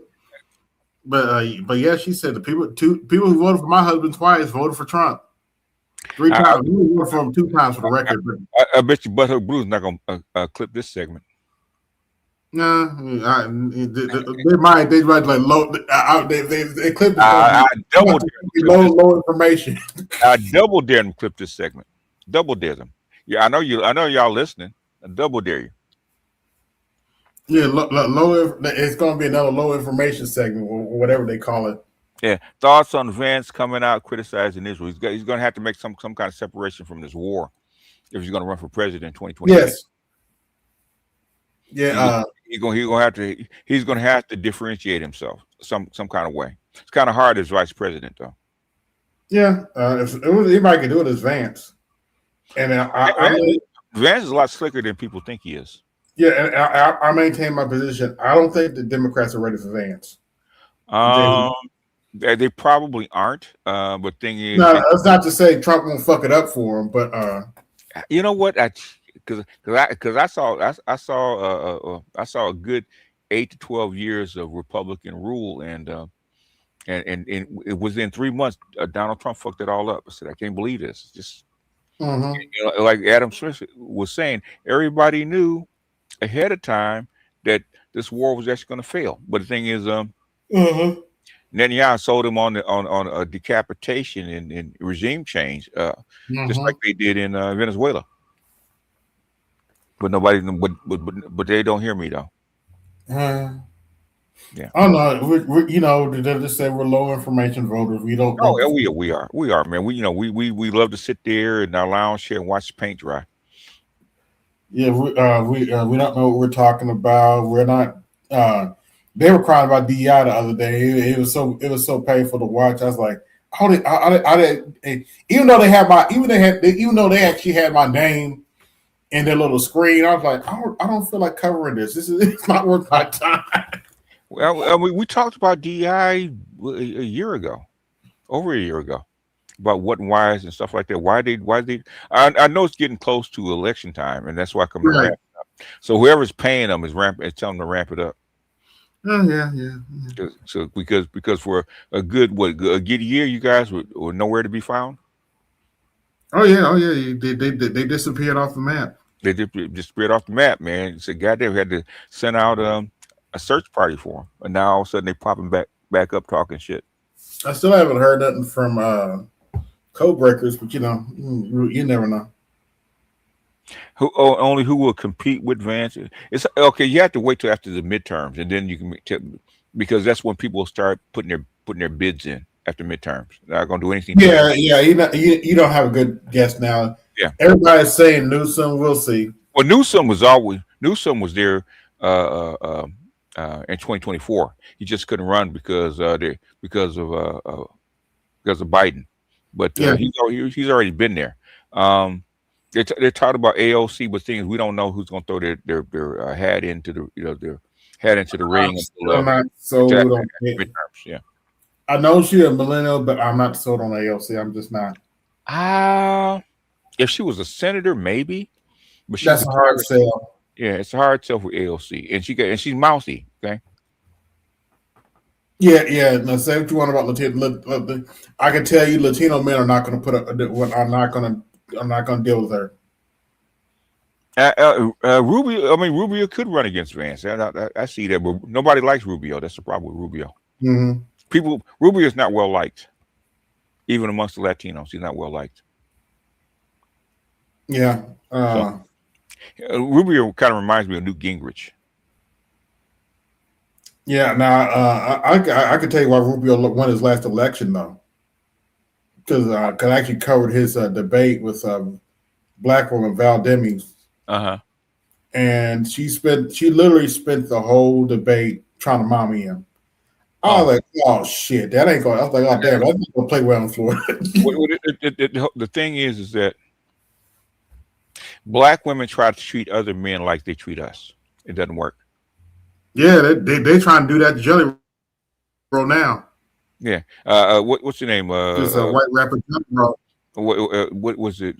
Congressman Keisha. Okay, what's her name? Crockett. She tried to do the same thing, running. Guess what happened to her? Oh yeah, running for Senate. You're trying to mommy people. It doesn't work that way. Okay, other men don't respond the same way we do. No, not at all. But they have one play. Okay, yeah, one play. Yeah, she was trying to mommy him to hold it black. Like I'm like, okay, that's not a black man. He's like, and he just looked at like, are you serious? Even Michelle Obama, she wants to, but she tamps that down. Yeah. Yeah, she tamps it down. She knows how to tamp it down. But mommy, trying to tell black women how to do something because they think that they already think they're the smartest and the most brilliant people on the planet. And trying to tell them that they're not, especially if they're educated. Ooh, Oh, good Lord. They educated. Still sound like a bird brain. Good Lord. Hunter Biden is running for good luck. Okay, yeah, Hunter Biden. That'd be funny. Yeah, that would be funny. Well, we got enough dope heads, man. They might have a good chance. You're right. Yeah, you got a point there. We do have enough dope heads. They might vote for him. Everybody wondered what that white substance was when the old man was in office. Oh yeah, yep. That all of a sudden they couldn't figure out what it was or who brought it in. Oh yeah. I was like, oh, that's probably Hunter Biden's weed or whatever. Yeah, or whatever other drug he. That was just cocaine they brought in. But yeah, we were like Whitney Houston says, crack is whack. Crack is whack. even though I got Bobby on crack. Let me shut up. Now Bobby was on crack before Whitney. Oh well. Yeah, that's when it is. Oh, I got a pipe too. He's in a pod, huh? Oh yes. Oh yeah. I think because Bobby's from Boston. I think she's from New Jersey, but yeah. Oh, she's a Jersey. I got to go talk to Louis about that later. She's a Jersey chick. She's a Jersey, yeah, she's a Jersey girl, South Jersey. Yeah. Yeah, that's a shame what happened to her, but still. It is, but and she was high, and she got into that hot tub and didn't make it out. Yeah, her back when Michael Jackson died around the same time. Mm-hmm. I remember specifically what I was doing on the day Michael Jackson died. I had taken my little cousin to see the second Transformers movie. Okay. When I got home and flipped on the TV, all you saw was Michael Jackson. Yeah. Because the stuff I don't know why he was on that stuff, but the thing is, the stuff he was on, everybody tried to warn him about it. Yeah, because none of his friends would actually administer it to him, right? That's why he had to get that doctor. It's because one of the nurse actually was his nurse, right? And she said, Mike, I know you have a problem sleeping, but I can't do that to you because you might not wake up one day. And yeah, what happened? So, and to his credit, though, did you see that practice video? Yeah, evidently before he died. Evidently, he was physically in a lot of pain. That's how come he couldn't sleep. Mm-hmm. But that practice video, did you see that they showed a practice video he did before he died? Oh, so much for the stage thing. This is it for the tour he's about to do. Yeah, he ain't lost a step. Oh no. It looked better than half the videos I see. That stuff looked better than half the videos I see on there now. Oh yeah. Hell, he was 50 years old. He had been doing it all his life. So it was like a muscle memory for him. I would love to see Jafar them do it with Jafar and take up that mantle and go ahead and do the tour. Yeah, now, have you seen this movie that came out? This recent movie they made of him? Yeah, that's all. Yeah, how was it? It's pretty good. I mean, a lot of stuff that was in it. I mean, some was a little corny, but a lot of stuff was in it. Okay, I remember that. Oh yeah, I remember him and the monkey in the studio eating popcorn. I remember that. So a lot of stuff I remember. Mm-hmm. Yeah, about him being a little boy and all that kind. Yeah. Yeah, I know. I heard they didn't talk about him and Diana Ross, but whatever. Not on a biopic, man. They're not gonna let that out. There's a whole bunch of stuff they're not gonna let out about Michael Jackson. We know behind the scenes, but yeah, about him not being as straight as people think he is. But, oh well, yeah. That's why you think the song "Dirty Diana" came up. Where do you think that came from? Oh well. Mm-hmm.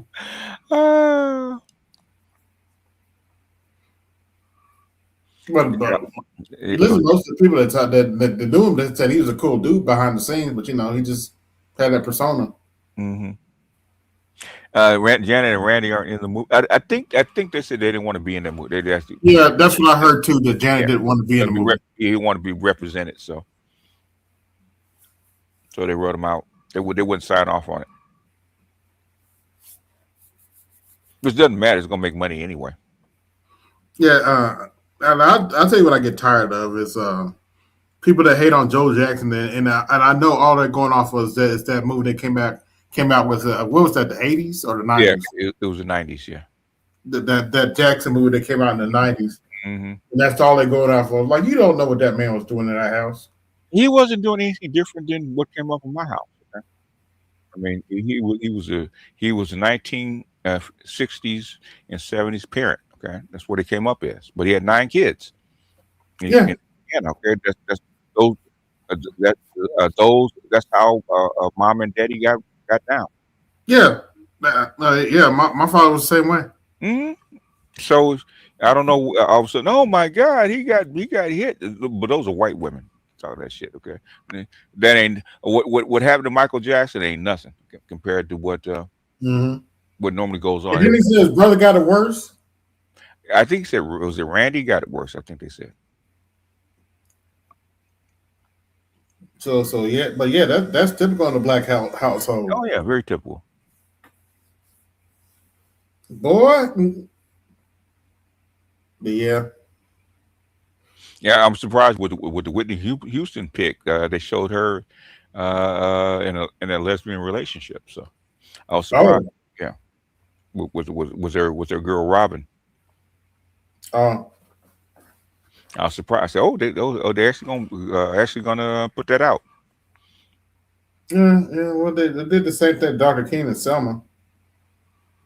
Oh, about they hinted at it. They didn't actually show him doing it. They didn't show it, but they hinted at the fact that he claimed was cheating on his wife. Oh yeah. Oh shit. In fact, I think she was a councilman here in L.A. Okay. The King's wife is gonna beat her ass for fucking around with him. Oh, I'm so glad you said that, because I was at the Dollar Center and my tech pointer said something very interesting to me out, because we were talking about this. He said, and I didn't hear Credit Scott King didn't say anything. No, you know what she told me? Mm-hmm. That's probably because she was beating his ass. Like, oh shit.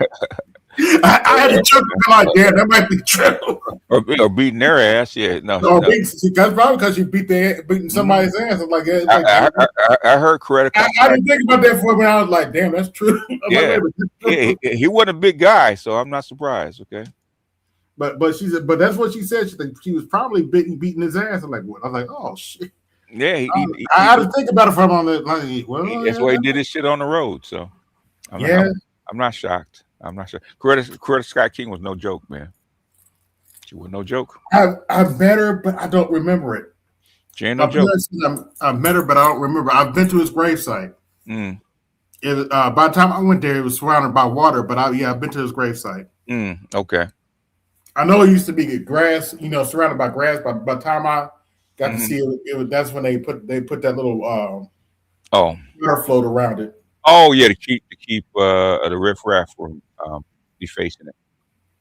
Damn, that's why. Oh, yeah, white boys are nuts, man. They do shit like that. Oh well, yeah. Well, unfortunately, we didn't sunk that low too with this Metcalf crap, but still. I get it. It's internet stuff. It's social media stuff. But the thing is, like I was showing Mark about why teams don't sit together like that, right? That's why I showed that we would fight, okay? Well, we don't do it like that no more. So, man, check this out, okay? That's why, okay? Yeah. And it was a brawl. So saying did you hear about this? Go ahead. Well, this is probably the last story. Did you hear about this Kai Cenat streaming university crap? I've heard about it. I think I saw the chick. She had 9 kids, and she wanted to be part of it. So, but another way to make money. Streaming university, another way to make money.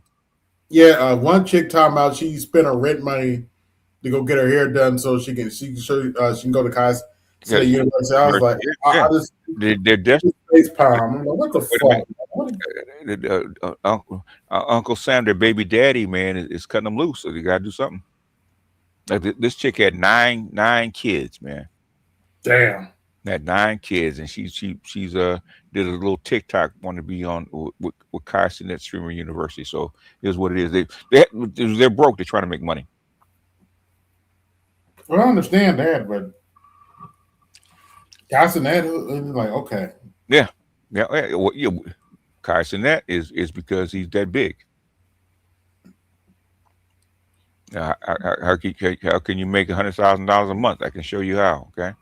And black women, yeah, so that's some money now. Yeah, that's some money too. One in line. That's how come they jumping on this travel shit. They're trying to become internet celebrities. Okay, I'm over here in Thailand or Vietnam or Latin America. I'm showing you the restaurants and stuff like that. That's what they're trying to do.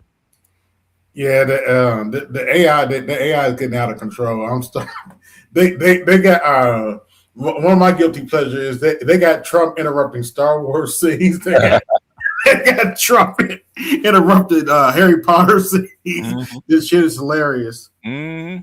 Oh yeah. Yeah. In fact, I think I told you they released the first Hollywood movie made completely by AI. Yeah, you told me that the other day.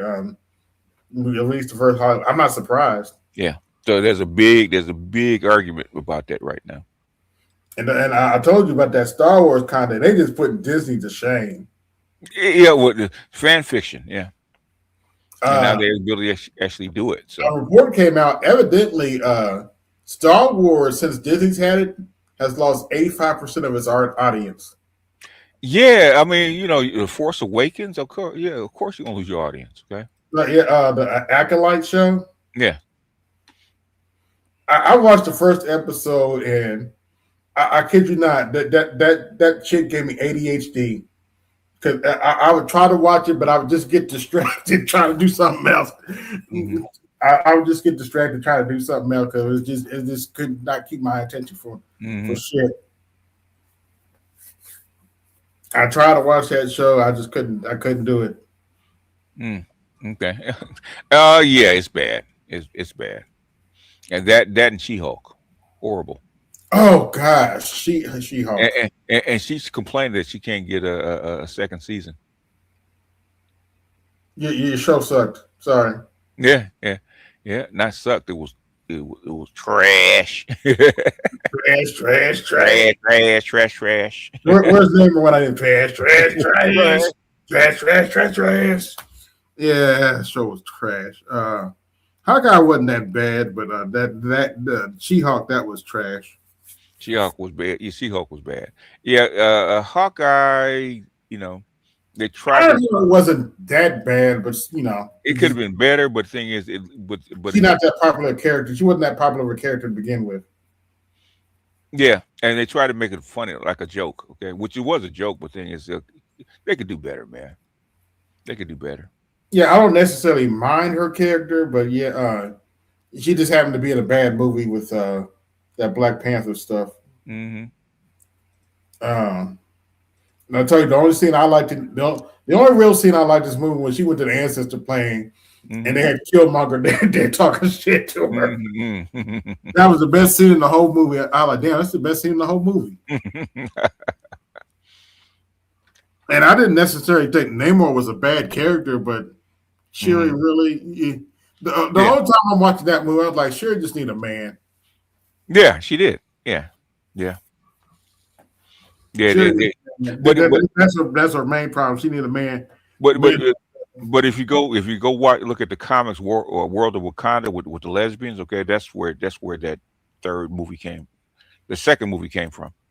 Really? World of Wakanda with Namor flooding Wakanda. That's where it came from. Oh. So they did lift it from the comic. Okay. Yeah. There's a book with Ta-Nehisi Coates and a couple of lesbians that they made about six episodes of in a comic book called World of Wakanda. You look it up, you can that plot line is there. So Disney just lifted the whole thing and made a movie out of it, and Wow. added a few pieces to it. Well, right now I'm just waiting for Strange New Worlds that comes out next month. Okay. On Paramount Plus. At least they're trying to get back to basics, man. I mean, Mhm. for the most part, Star Trek is really hard to mess up, man. Yeah, it's a formula. It's a formula. It's really hard to mess up. Okay. If you stick to the formula, man, it's really difficult to mess up Star Trek. Star Wars is a little wonky. But the thing is, Andor actually got it right, even though it didn't have a lot of your. And let's just say, I'll say it for the record. Star Trek has always been woke to a certain degree, but there's a way to do it. There's a way to do it. I mean, from the very beginning, it was woke.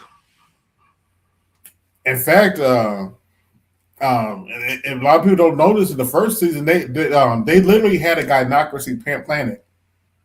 Yeah. Oh yeah. They've done that. A whole planet was ran by women. Ran by women. Yeah. They I think every Star Wars franchise, Star Trek franchise had one of those. But where the women were actually dominant. Yeah. Well, Voyager's a good example. Janeway, and I actually like Janeway. She's a good character. Yeah. In fact, the Borg is a gynocratic. The Borg Queen, yes, is a gynocracy ran by the Queen. And actually, to be fair to the writers, that actually made the Borg a lot more interesting than they were before. Yeah, I mean, but the hive mind is ran by the Queen, and that's the Borg is the hive mind. So it's a good way to get. I didn't mind that. That actually, when they showed it in the first contact, that actually made the Borg a lot more interesting. Yeah, it makes sense. Yeah, and because when you go back and look at the show where Kabar got converted, they were just, it was kind of dull. Yeah. When he got on the Borg ship, it was kind of dull, but the Borg Queen made it a lot more interesting. Yeah. Yeah, it fleshed them out. Yeah, but the Borg was always a gynocratic and feminine run. Yeah, that's why they had to bring him back. That's they ended up being the main enemy in Picard season 3. Yeah, the Borg was always been the main protagonist outside of other than the Romulans, and then what is it? Coming from the alternate galaxy, I forget what the name of those people. Shapeshifters. Okay. Oh, the Dominion. The Dominion, yeah. Yeah, with the Jim Hadar and the Vorta and all that. Oh yeah, that stuff was fun to watch. Yeah. Wei Yun kid, they made like 5 or 6 Wei Yuns. Yeah, they were clones. Yeah, he kept dying and coming back. Yeah. My favorite one is when Warp just sit there and snapped his neck. That shit was hilarious. Yeah, that shit was hilarious. And then the ball just laughed at him like thank you. You just did me a favor. I never liked him. I never liked that motherfucker. Wei Yun was an asshole. He was a loyal asshole though. Oh yeah. Well, yeah, he had no choice. He was programmed to be that way. Yeah, even with Odo, he was a loyal asshole. Who? Wei Yun, because there was an episode where one of the Wei Yuns actually defected. Oh, okay. Yeah, which is rare. Yeah, he defected. He went with Odo and oh yeah. And they were in Dominion space, so they're shooting at him, and he and to save Odo, he told him, all right, call up those guns, and this other Wei Yun's asking, why should I? Because you don't need anymore. He basically committed suicide. He activated their suicide mechanism, and he just told Odo, just tell me I've done a good job. I was like, damn. He's like, just tell me I've done a good job, and he Odo did that and left with a smile on his face. Yeah, by the way, rest in peace to that actor Renee. I forget his last name. Auberjonois. What is it? Auberjonois? Yeah, Renee Auberjonois. He passed away back in 2019. Yeah. So did Nog's actor, the Ferengi that joined Starfleet. Mm-hmm. Yeah, he passed away too. He had cancer. Yeah, I think Shatner's the only one really left, isn't he? Sulu's left and Chekhov's left. Okay. All right. They're still around. Funny you mentioned that. Evidently, there's a little controversy with Nichelle Nichols passing away. Evidently, there was some medical malpractice. Oh, could be. Yeah, I'm not surprised. That happens, especially as you get old. They're all in their 80s and 90s now. So yeah, I'm not fond of Kaiser for that reason. Well, yeah. Kaiser will let you die, man. They say, "Oh, he got cancer. Oh, he's old." So just don't tell him. Don't tell him. Just make him comfortable and let him go on out of here instead of spending all that money. Oh yeah.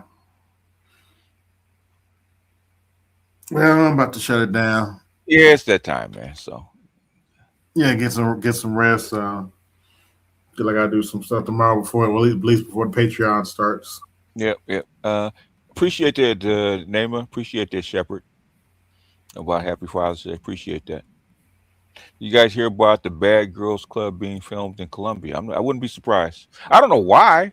Okay, but they no matter where we go, they have to follow us and do something. Okay. Bad Girls. The follows to Colombia. Yeah, that makes sense. Okay. Yeah. All right. I hope they're Latino girls. Now, see, they didn't learn their lessons when they got beat up by them ladies. Oh, let me shut up. Oh, by the lady boys in Thailand? No, black women are hard headed, man. They don't learn nothing. I know. I want to pretend they're not hard headed, but damn it, they that damn hard headed. Man, you had a black mama. You know they hard headed. Stop. I have a black. Forget the black mama. I got 2 black aunties that are still around, and they're hard headed as ever. Yeah, hard headed. My mother's damn near 90. Hard headed as hell. Okay. Anyway, all right. Go ahead, close it down. All right. I'd like to thank everybody that came through. This is AB Media 83. I'm going to bed. If you like what you've seen today, hit the Cash App, support the show. Yo, this is AB Media 83.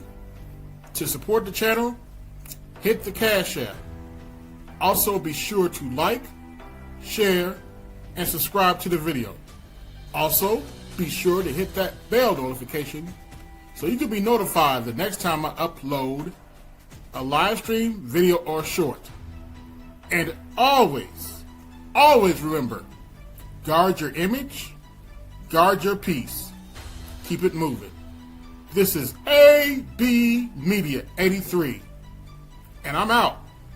Peace.